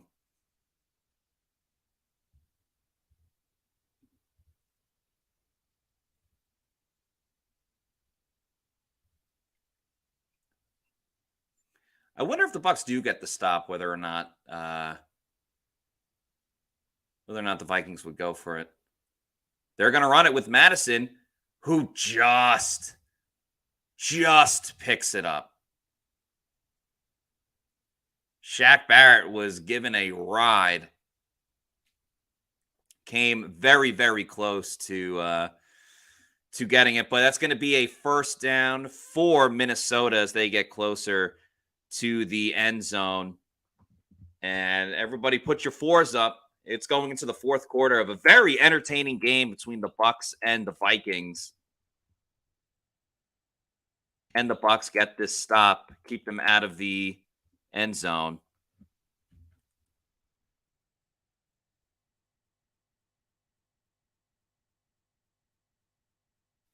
Oh, what the heck? There we go. Fourth quarter. And just a reminder to everybody, please follow us on our social media on X, formerly known as Twitter, on Threads, Facebook, and Instagram. We are at Pewter Report, and then our YouTube channel is Pewter Report TV, where we do the Pewter GameDay stream, the podcast 4 times a week, obviously various clips and stuff from practice. So always have content coming out there. We will also have a Pewter post-game show, which will probably be on around 5 o'clock-ish after we talk to Todd Bowles, after we get his reaction to the game and everything that we saw. So it'll be around 5 o'clock-ish. We'll let you know on social media, on Twitter and everything, where, or X, where and when we are going live. We'll be right here on our YouTube channel. We'll put out the link and everything too. So make sure you stay tuned for that, which is coming up, like I said, around 5 o'clock. The Pewter post-game show. Scott Reynolds will be on. Maybe we'll have some other people from Pewter Report in if they want to do the show. And yeah, we're talking a lot about this guy, Baker Mayfield, no question about it. Justin Jefferson and the crazy day he's been having. Mike Evans, obviously, picking it up towards the end of the half and obviously in the second half as well. So a lot of good stuff to get into. But we got one more quarter to go between the Bucs and the Vikings. About to start it. As Byron Turner says, dude, in it against a 13-4 team from last year, I'll take it.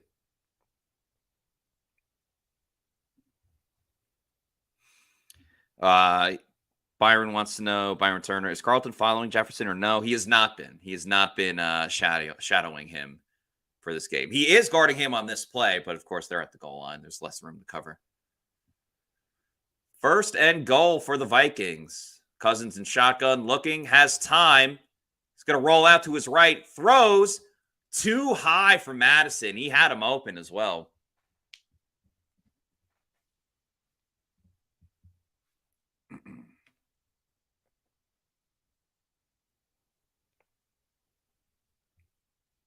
Just missed him. Yeah, Winfield was in coverage. He was able to extend the play. He'll make it second down.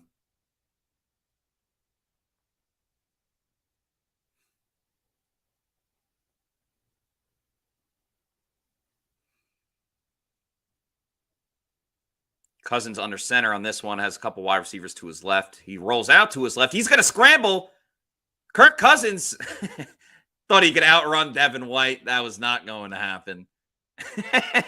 And he takes a pretty hard hit. But now it looks like Lavonte David is down. Someone was down for the Bucs at the end of it.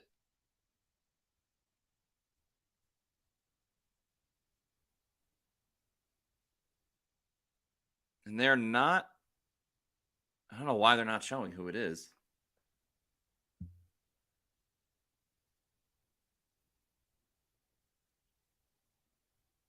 Yeah, I think it was Lavonte David.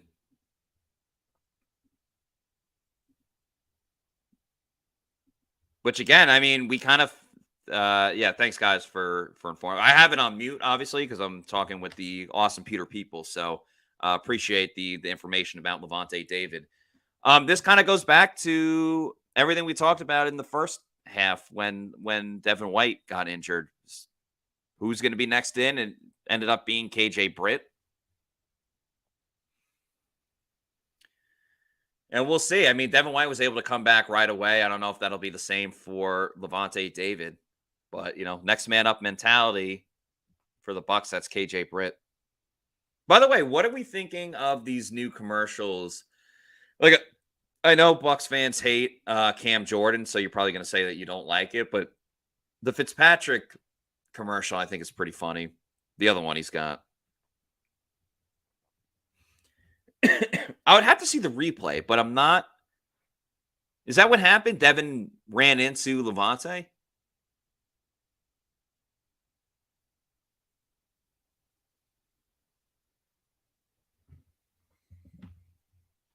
I'm on pins and needles over here.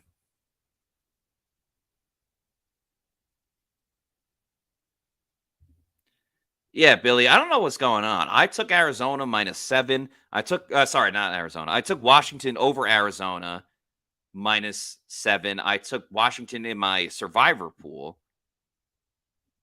Crazy.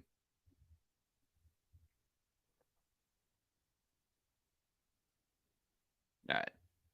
By the way, my Underdog fantasy picks, use the promo code Pewter and get a deposit bonus. Play the pick'ems, the higher lowers.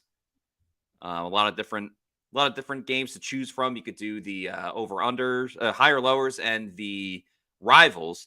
I have Rashad White over or higher than 48.5 rushing yards. Mike Evans higher than 56.5 receiving yards. And KJ Osborne higher than 2.5 catches. So we're on the way. Mike just need about 11 more yards. Rashad need 20 rushing yards. And KJ Osborne, 1 more catch. Again, use that promo code Pewter at Underdog Fantasy and get a deposit bonus. All right, 3rd and goal. Looks like Servassier Dennis is in. Cousins looking to the right, just out of the outstretched hands of KJ Osborne. Christian Izien with the coverage, and they're throwing a flag.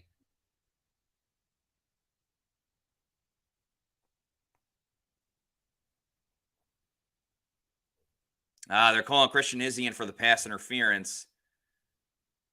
Didn't love that call. I'll have to see a replay.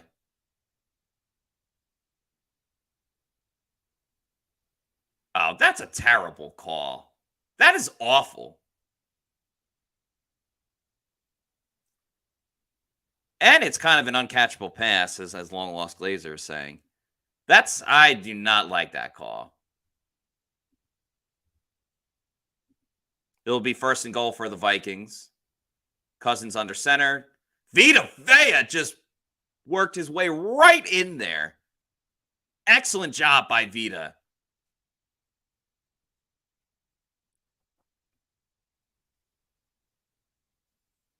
Whew. I mean, he just annihilated the play. Yeah, so the Vikings, he just followed the offensive lineman that pulled. That's really all he did. Vikings in shotgun on 2nd down. Kirk Cousins gets the snap.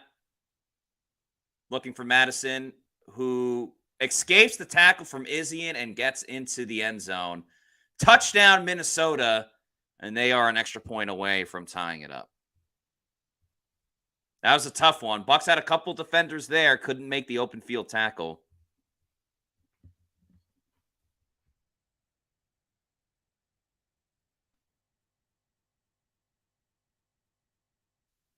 Yeah, let's see. Yeah, tough one for Izien. Had the pass interference penalty and then couldn't make this tackle on Madison.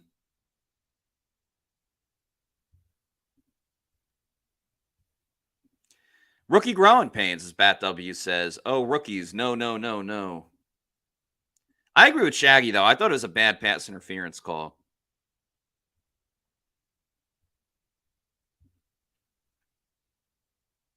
The extra point is good. We are tied up at 17 with 13:37 to go in the 4th quarter.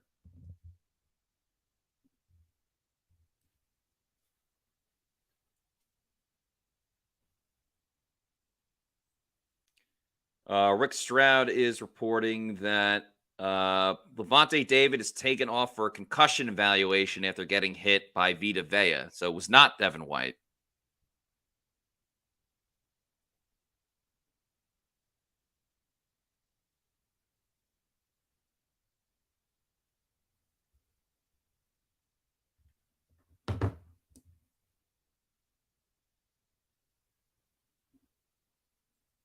Joel says a terrible call. That PI was BS. BS. Call, no question about it. But you still got to wrap up and tackle. Yeah, a lot of BS PIs. Craig Carr, I see what you're saying. Breeze and TV, same old secondary. I mean, yeah, Justin Jefferson has ate it up, but I don't know. The defense as a whole has been pretty good. So I wouldn't be knocking the secondary too much.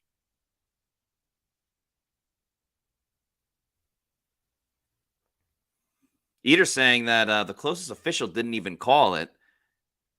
That makes it even worse because you had the ref right there. And that was a Vegas call. Could be.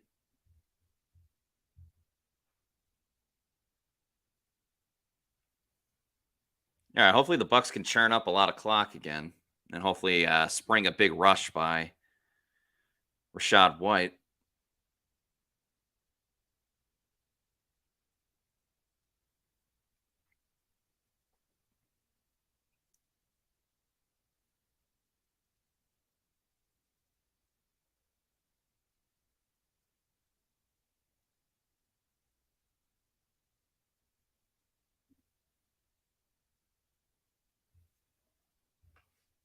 Let's see how my fantasy team's doing, shall we?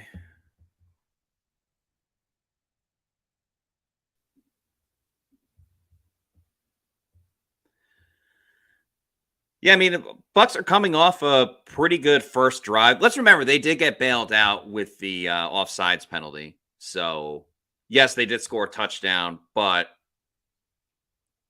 it was more because they got their drive extended. All right, let's see. Oh, wow. Brandon Ayuk having a crazy game.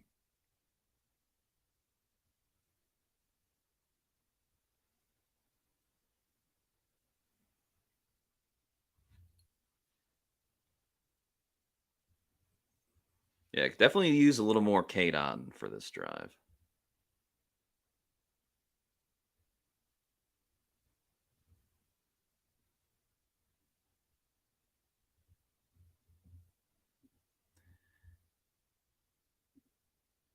Brian Shaw says, no one was crying about the no call when Winfield tackled their receiver before the ball got there on the 3rd and goal. Yeah, it is what it is. Sometimes you get the call, sometimes you don't.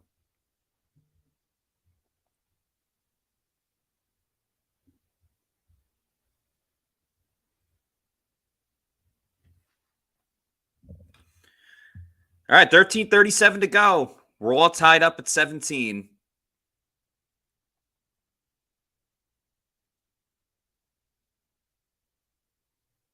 Baker under center, drops back, dumps it off to Sean Tucker, who started going forward, then tried to get parallel, but a nice 6-7 yard gain on first down.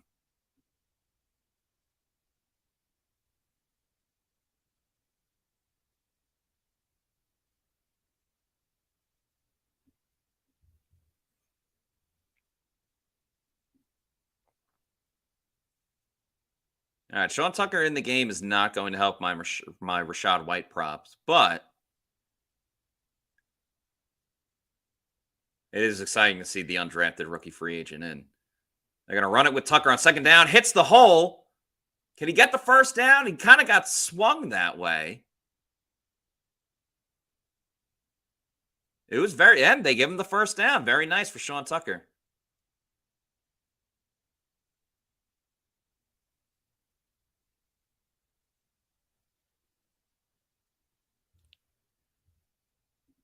Hey, Parker, sorry if I'm ahead on my stream. If you want, you could just pause me on this YouTube, let the game catch up, and then hit play and go from there. Baker and shotgun with Tucker still next to him. They're going to run it with Tucker again. Oh, I thought he was going to be able to get to that second level. Nice job by Minnesota's D-line.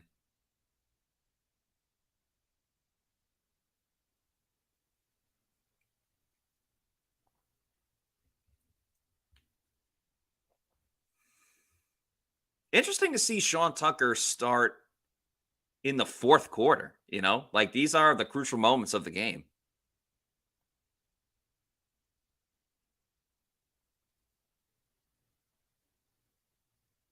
Chris Godwin goes in motion. Little play action from the Bucs. Baker's ball is tipped, knocked down right at the line of scrimmage. Never had a chance.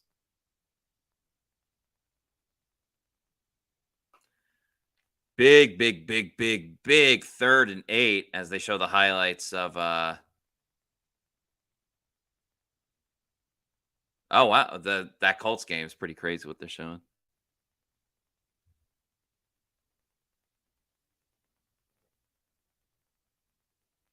Third and 8, Baker and shotgun. Evans and Godwin are to the left. Rachaad White is all the way out to the right, and Cade Otton's in the backfield. I think Bucs are gonna have to use a timeout here. Nope. Oh, it's a low snap. Baker. Oh, boy. Okay. Looks like the Bucs called a timeout.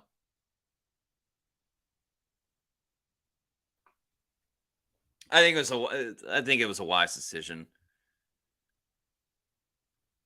Yeah, you always want to have your timeouts late in the game, but I still think you can get away with 2.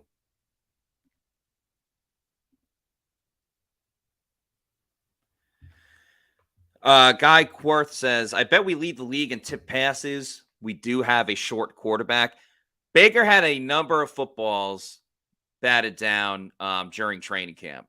There's this just, a little flaw in his game because he is on the shorter side as a quarterback. So, yeah, that's going to happen from time to time, unfortunately.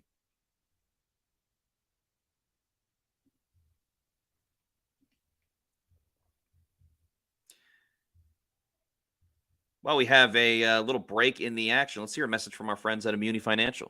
At Immuni Financial, we help you live in the now. Congratulations. We're so happy for you. Thank you. And even though the now may feel very different, you still need to plan for the future. How's retirement treating you? Oh, just fantastic. I know I say it all the time, but you really got to come up to Colorado. Let's do it. All right. Yeah. We can help you develop that plan to keep you on track so you can still prepare for tomorrow, today. Immuni Financial. Plan ahead, stay ahead. That's right. Immuni Financial has been proudly serving clients across the country since 1980. There's a number of different things that they can help you out with, including brokerage services, annuities, sales and trading, college accounts as well, college savings accounts if you plan on sending your kid to college. They are nationwide, so you can be anywhere in the States, and they can help you out. And give them a call to get a free consultation over at Immuni Financial. Big 3rd down coming up for the Bucs. Big for Tampa Bay. Let's check the scores around the league as well. Falcons up 17-10. Browns lead over the Bengals 13-3. Colts 21-17. Saints are beating the Titans 16-9 at the end of the 3rd quarter. And the 49ers are up 27-7 on the Steelers. Cardinals still beating the Commanders 16-10. And Ravens kind of blowing it out against the Texans 22-6. That game was close for a while, though. All right, big time 3rd and 8. See what Tampa Bay dials up. Looks like Vikings might be bringing in Harrison Smith. They do. Rachaad White picks it up. Baker's going to run. They're going to call the Bucs for a holding. So that's going to end this drive. Sean Murphy-Bunting plays for the Titans.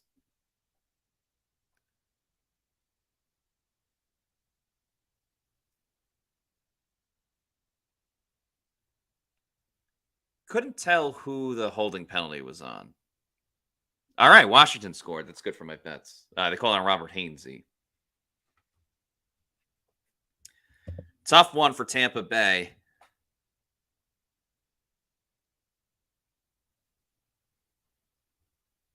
$11:28 to go in the fourth quarter. Tie ball game.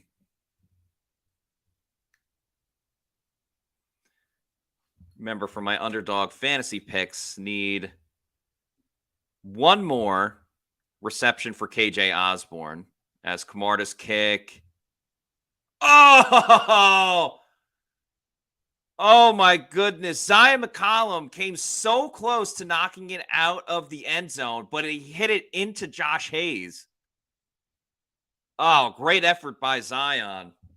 That was a really tough one. Man. But yeah, my underdog fantasy picks, Rachaad White higher than 48.5 rushing yards.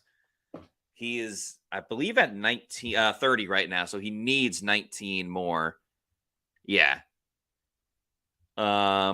Mike Evans higher than 56.5 receiving yards. He is at 48.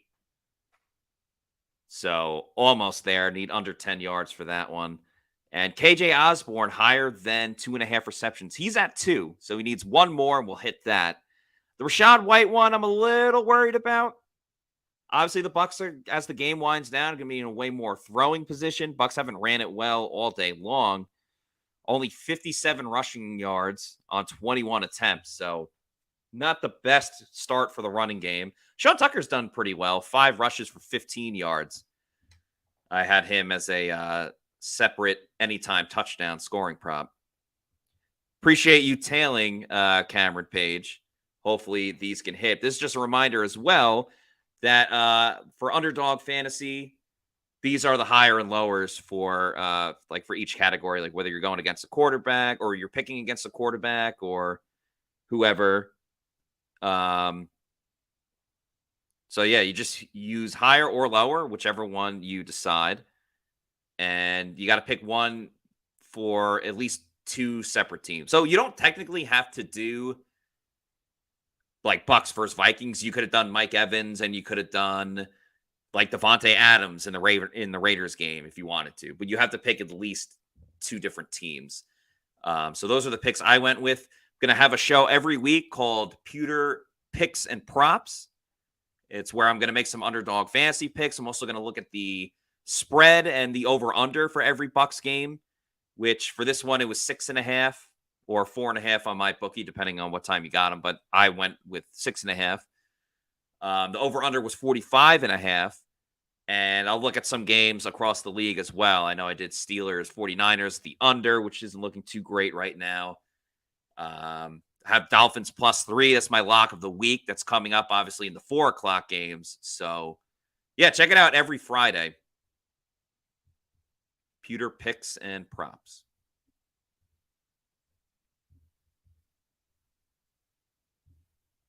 All right, 1st and 10 for Minnesota at the 20. They start out with play action. Anthony Nelson right there. The pass is completed to TJ Hawkinson, but it's going to be for a loss of yards. So nicely done. As Devin White just did the John Cena, you can't see me. That was awesome.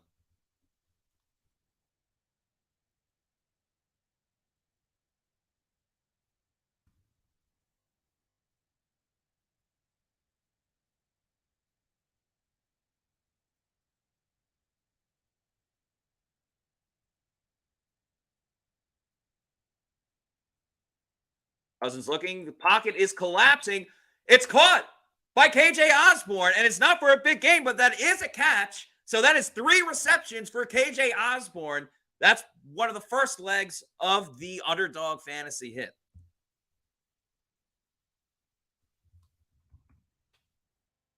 KJ Osborne with the catch. All right, Kirk Cousins, 3rd and 7. Fires away. The pass is too high for Osborne. That is incomplete. The Bucs are going to get the ball back with 10 minutes and 3 seconds with a great opportunity for Evans to hit his over and a little work to do with Rachaad White. But if Rachaad White can get at least 10 rushing yards on this drive, could be looking good.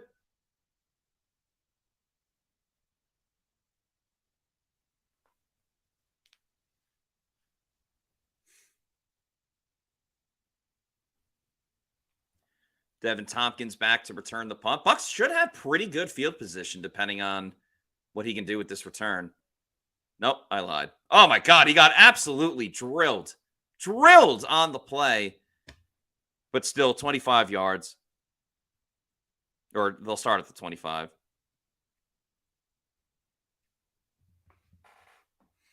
We are getting into crunch time. This is great.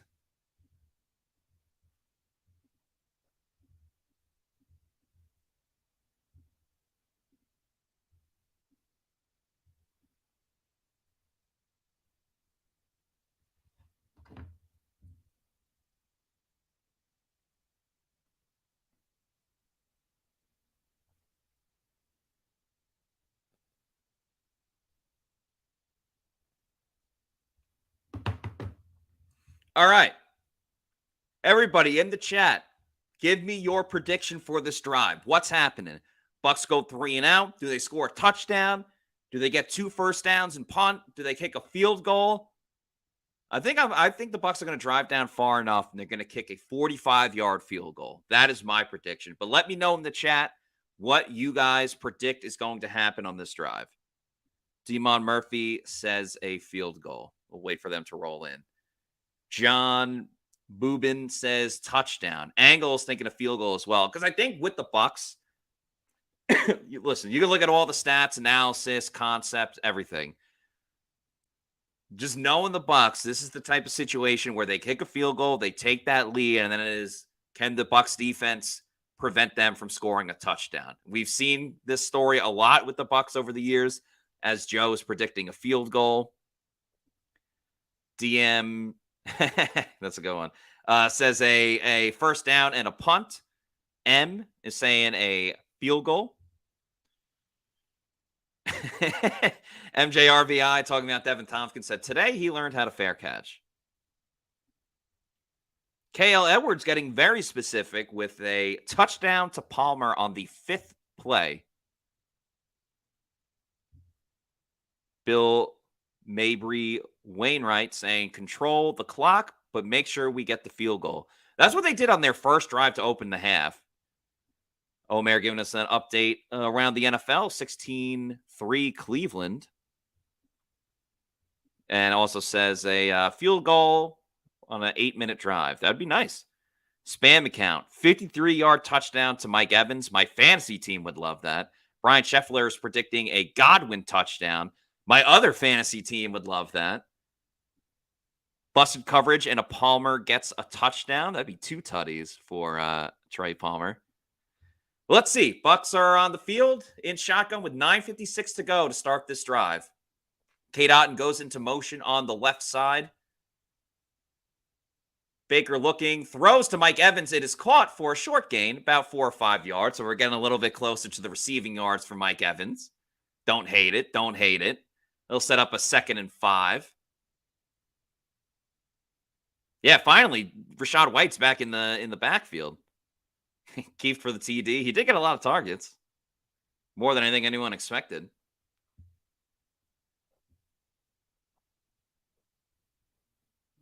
Yeah, we're so close to that mic over. 2nd and 4. Let's get Rachaad White, the rock. Go, Rachaad. All right. A couple more yards there. I agree with Joe. We need to get Godwin involved. Haven't seen as much from Godwin in the second half. Got off to a pretty good start, but things changed pretty quickly. So 3rd and short for the Bucs. 3rd and 1, a long one. Short yard situation was a really, really difficult spot for the Bucs last year. They're going to run it with Rachaad. He gets up the middle. He fell kind of short. Are they going to give him the spot? Oh, he fell initially, but I don't know if he was touched. The ref is not giving him a good spot. I mean, that's not even remotely close. He kind of just fell, but no one touched him. I don't think he was touched.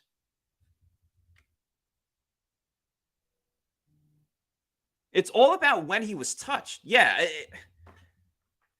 This is a good challenge from Todd Bowles because no one on the Vikings got a hand on him. So he can fall down. This is risky, though, because if they don't get it, that's already 2 wasted timeouts for the Bucs in this half. It really just comes down to, did a Vikings D lineman, I don't know, because the Vikings D lineman does get him at one point, but it's not until where, oh man, this is close.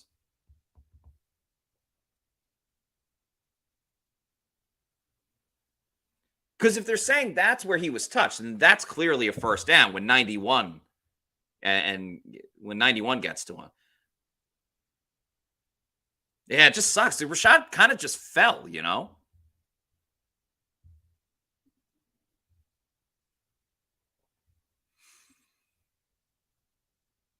All right, Mike is at 54 receiving yards. Rachaad White is at 33. We're getting close. Mike is very close. I just need literally 3 more yards from Mike Evans. And what do I need? 49. And 16 yards from Rachaad White. Atlanta beating the Panthers 23-10. We'll see how this review goes. If it doesn't go the Bucs' way, honestly, I'm keeping the offense on the field.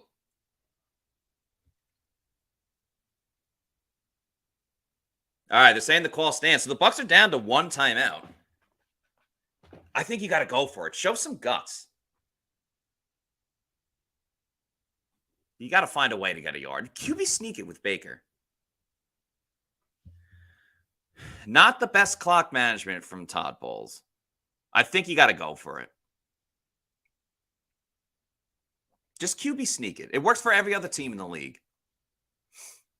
But they're probably going to... Don't get silly with it. Just QB sneak it. There you go. Oh, that was close. The ref's not giving him that spot. Oh, man, this is terrible for the Bucs. Oh, that's awful. Baker's got to extend that ball. That's awful. That's really close. Oh, man. Oh, my goodness. What do you think, guys? Did he get it? Put in the chat. Just, oh, all right. They signaled the first down. Woo! Woo!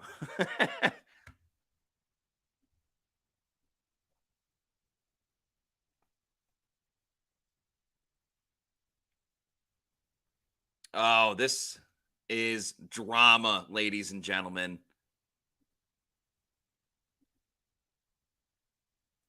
Ooh, he got it. He got it. He got it. First down, Tampa Bay. 8 minutes to go. Bucs literally fighting for every single inch. I like the move by Todd Bowles to go for it. To quote Todd Bowles, we got to find a way to get a yard.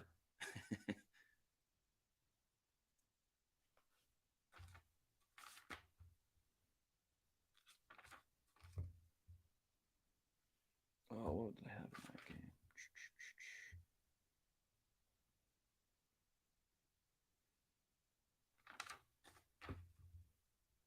I agree, Tony Bo. That was scary. I don't think it wasn't that close. Baker holds on to the football, throws a nice stiff arm. Good for you, Baker Mayfield. Oh, he's getting chippy. Baker's getting chippy.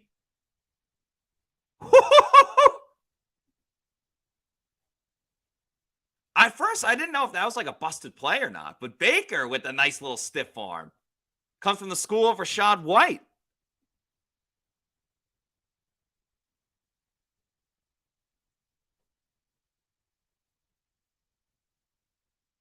Second and 5 for Tampa Bay. Need a little bit more from Mike Evans and Rachaad White. Baker over the middle. He finds Chris Godwin. People were calling for Chris Godwin. They found him. That's right. That clock keeps ticking. We're under 7 minutes now. Little play action.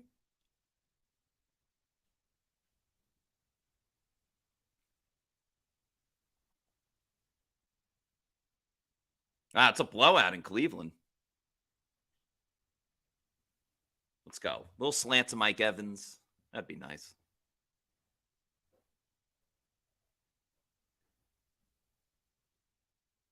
Oh. And that's a catch from Mike Evans. Mike Evans over has hit for Underdog Fantasy. We got the Osborne receptions. We got the Evans higher receiving yards. Now we just need Rachaad White to tote the rock a little bit more, which with the Bucs looking to take the lead and also kill some of the clock, could see that happening soon. Nope, they're going to keep passing. Baker going deep for Mike. Well, Mike is livid about no pass interference. That'll set up a 3rd and 4.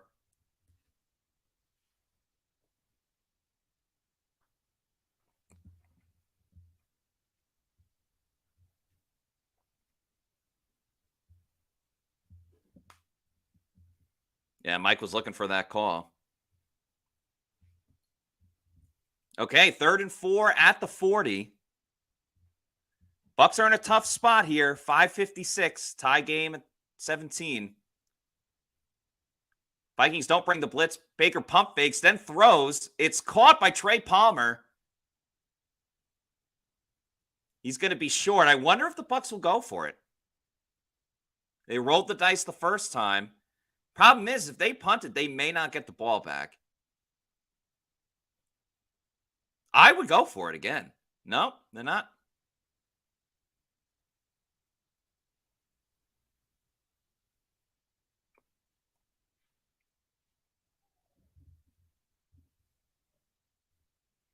Oh, they're going to try Chase McLaughlin. Wow. A 57-yard attempt. Oh, my goodness. So, I mean, this has been a big thing the offseason. They let go of Ryan Suckup. They brought in Chase McLaughlin because he's got the big leg, because he can hit field goals like this from 57 yards out. And obviously, you're playing in a dome, so there's no wind factor or anything like that. Man, this is huge.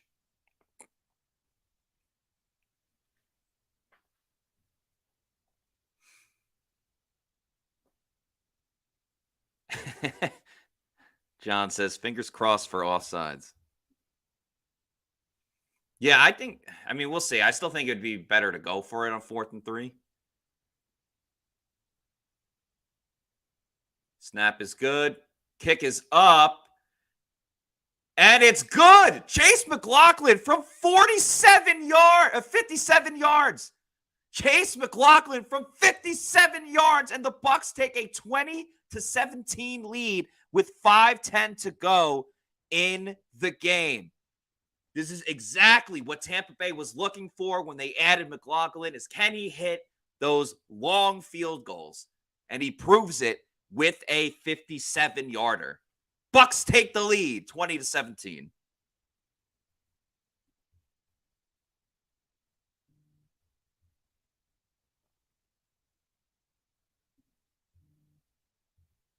Wow, wow, wow. Todd Bowles looks happy. Baker Mayfield looks happy.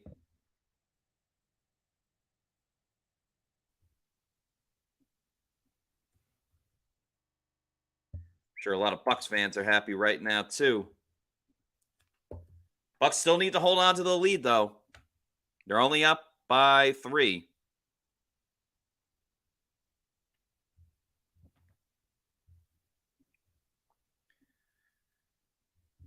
Cali Buck says this kicker is also on my fantasy. Man, what a game. Credit to the Bucs hanging tough. Minnesota, though, they don't go out quietly.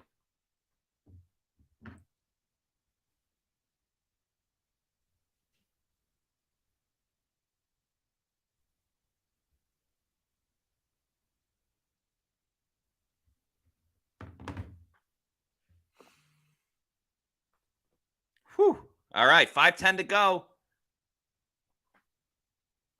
Bucs defenses kept them in the game the whole time. You look for a screen. It's broken up right away. Lavonte David back in the game. Absolutely walloped.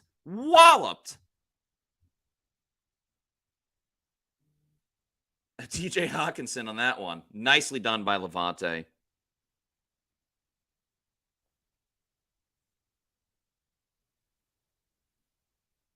Man, this defense, man.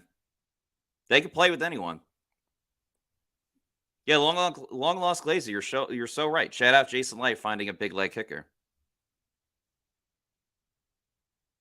Kirk throws it underneath to Jefferson. It's caught, but that's a short gain.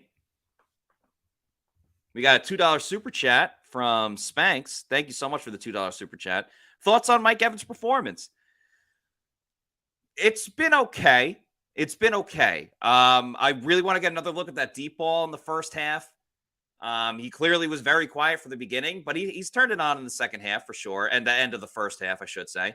Great diving play by Carlton Davis to get the PBU.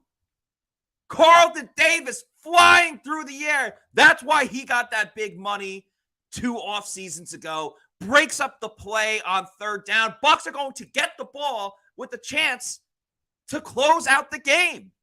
Carlton Davis, big time PBU against Jordan Addison. Fantastic job by Carlton. This defense can hang with anybody.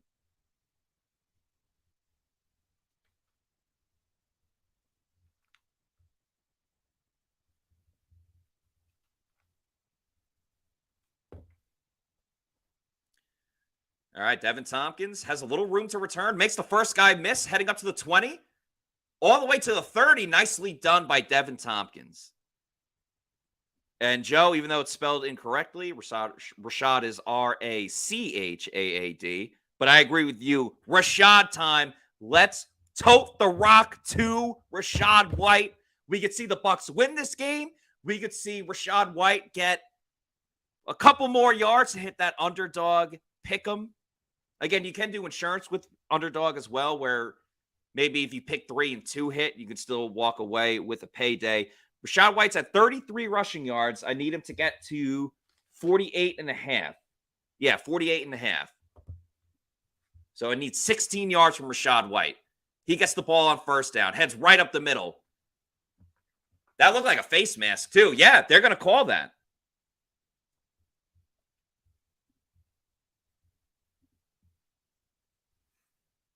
Yeah, face mask.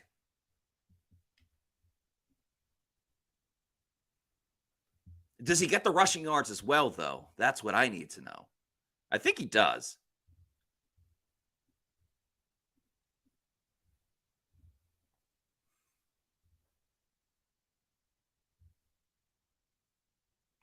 But that's huge. That's a first down for the Bucs. All right, Rashad's at 38 now. I need 11 more yards from Rachaad White. So if they could keep this clock rolling. Yeah, 4-minute offense, as Gary says. Let's keep this clock going.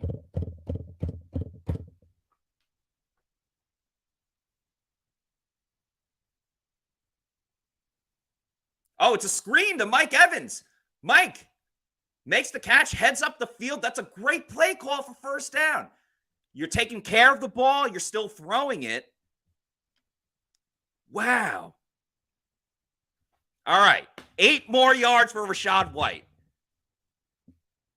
Let's get like a 3-yard run here. 4 yards, 3-yard run. Convert the first down. We are so close, ladies and gentlemen. We're 11 yards away. As the Vikings call a timeout.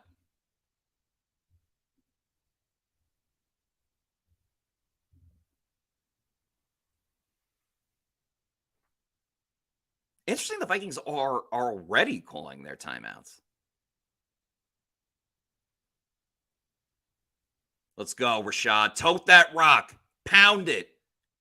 Pound it, Rashad. No, don't lose yards. All right, all right. Okay, that's like 2 yards right there.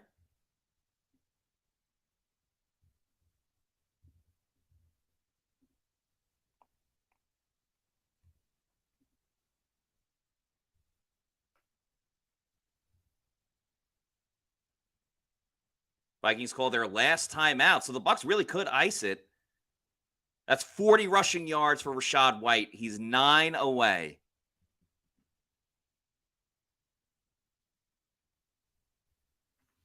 You see a 9-yard run. Gotta believe. Got to believe.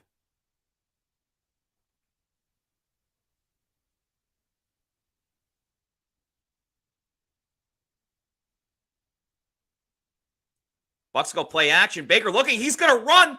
Can he get it? He gets the first down, and that's got to be a penalty. But Baker Mayfield, putting his guts out there, gets the first down. Baker always plays with a chip on his shoulder, converts the first down, keeps that drive going, and keeps that clock ticking. We talked about quarterback mobility in this Bucs offense. It was on display right there in crunch time of the game.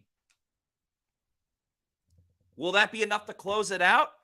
I think so. I mean, Vikings just have the 2-minute warning. Vikings have no more timeouts. And for the gambling folks, there's still the Rachaad White 9 yards to get. See if they give him a yard in this one.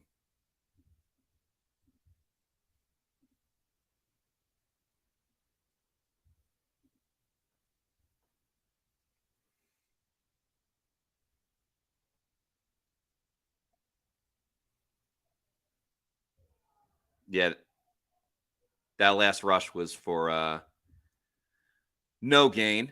But yeah, Baker, what a great job. Let's go, Rachaad. 10 yards. 10 yards. Oh, they do an end around to Rakim Jarrett.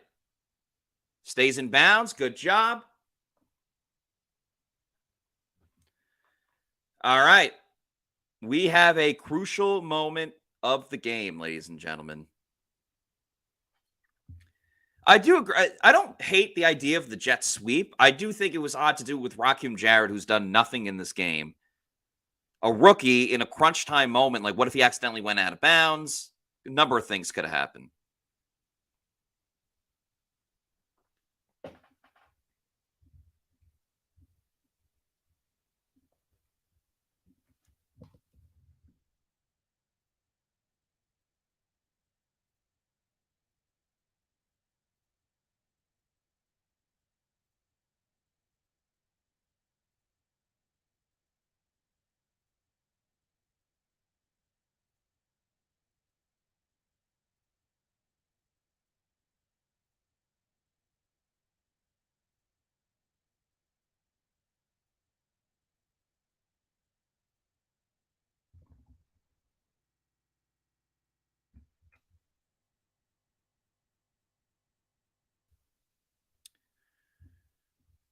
How we feeling, Bucs fans?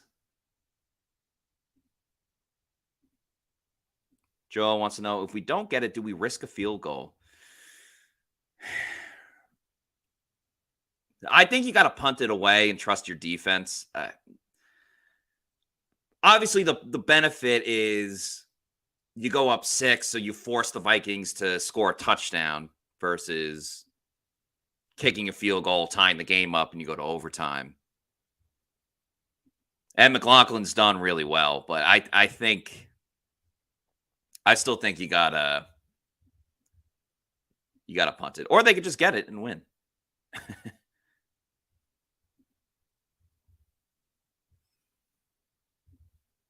We are in crunch time, baby. All right, let's look around the league. Yeah, Browns annihilating the Bengals. That did not hit.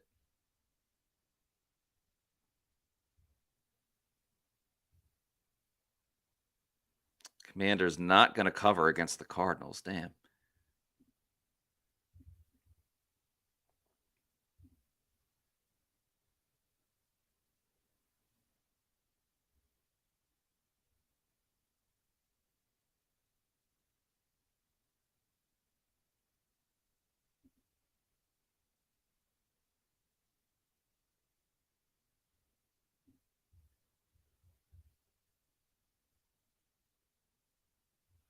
All right.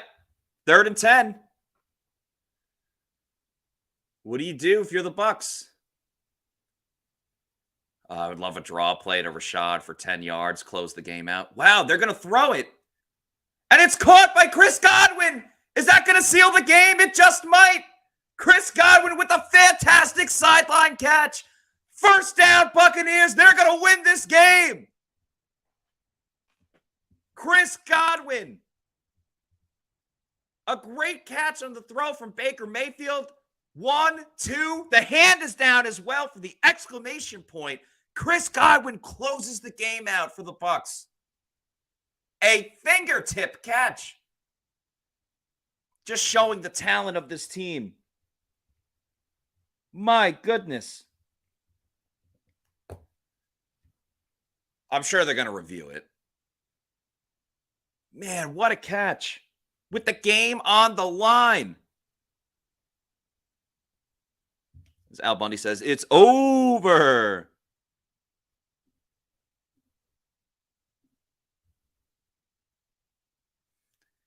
Ladies and gentlemen, the Buccaneers are in victory formation. Or as Johnny Drama would say, victory!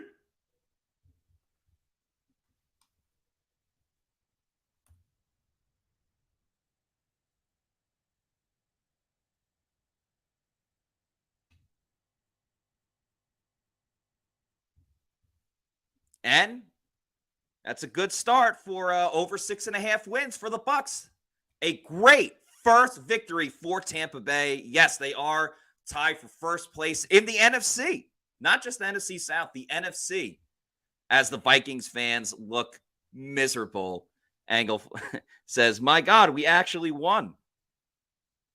Got a $9.99 super chat from Byron Turner. Thank you so much, Byron. He says, LFG. Matt, great play calling, and hell yeah, 1-0, baby. Thank you so much, Byron, for the kind words. It's been awesome talking with everybody. A great win for the Bucs. 2 of my prop bets hit. Rachaad White did not, but that's okay because I also hit Bucs plus 6.5 and the under. That's all going to hit for this game as Devin Tompkins does a flip. Baker Mayfield does his last knee, and the Bucs defeat the Minnesota Vikings 20-17 on the road. Second coaching season for Todd Bowles with the Buccaneers starts out with a statement by beating the Vikings 20-17 in a game where it looked really bad at times, and then they turned it on in the second half. Excellent adjustments by the Bucs, and they start out 1-0. Hand up, I was wrong. I was the only person at Pewter Report that picked the Vikings to win this game. And I said it was going to be close, 24-21. I am glad I am wrong, though. All right? I call it as I see it. I was wrong. I picked the Vikings to win. Shout out to everybody else at Pewter Report. They picked the Bucs to win. This is awesome. Bucs are 1-0. Very happy for the group as they win 20-17. You guys have been awesome to chat with. John, thank you very much for the kind words. We're not done yet, though. Just so you are all aware. In a little bit, we're going to have the Pewter Post-Game Show. Scott Reynolds of Pewter Report's going to be on. We're going to have a couple people from Pewter Report. I might be on as well. You're probably sick of hearing my voice. I've been talking for the last 4 hours. But this is a great way to start the season for the Bucs. It makes next week's home opener that much more fun. Credit to Todd Bowles, the defense. They were absolute studs out there. Antoine Winfield Jr., Christian Izien, Mike Evans on offense, putting it together towards the end of the second quarter and for the rest of the game.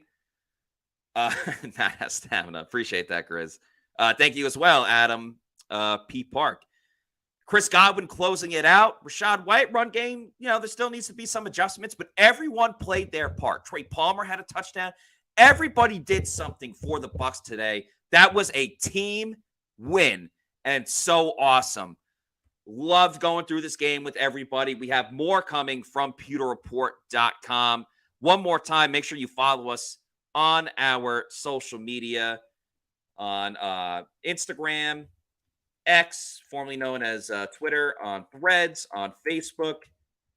Follow us at Pewter Report, and of course, Our YouTube channel is Pewter Report TV. If you like the game day stream, if you like the clips that we put up from practice and everything else in between, please follow our social media.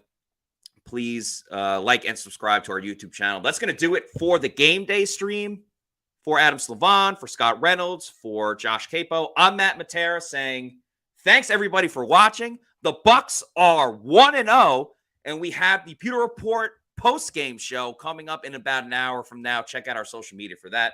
I'm Matt Matera. Peace out. Bucs 1-0.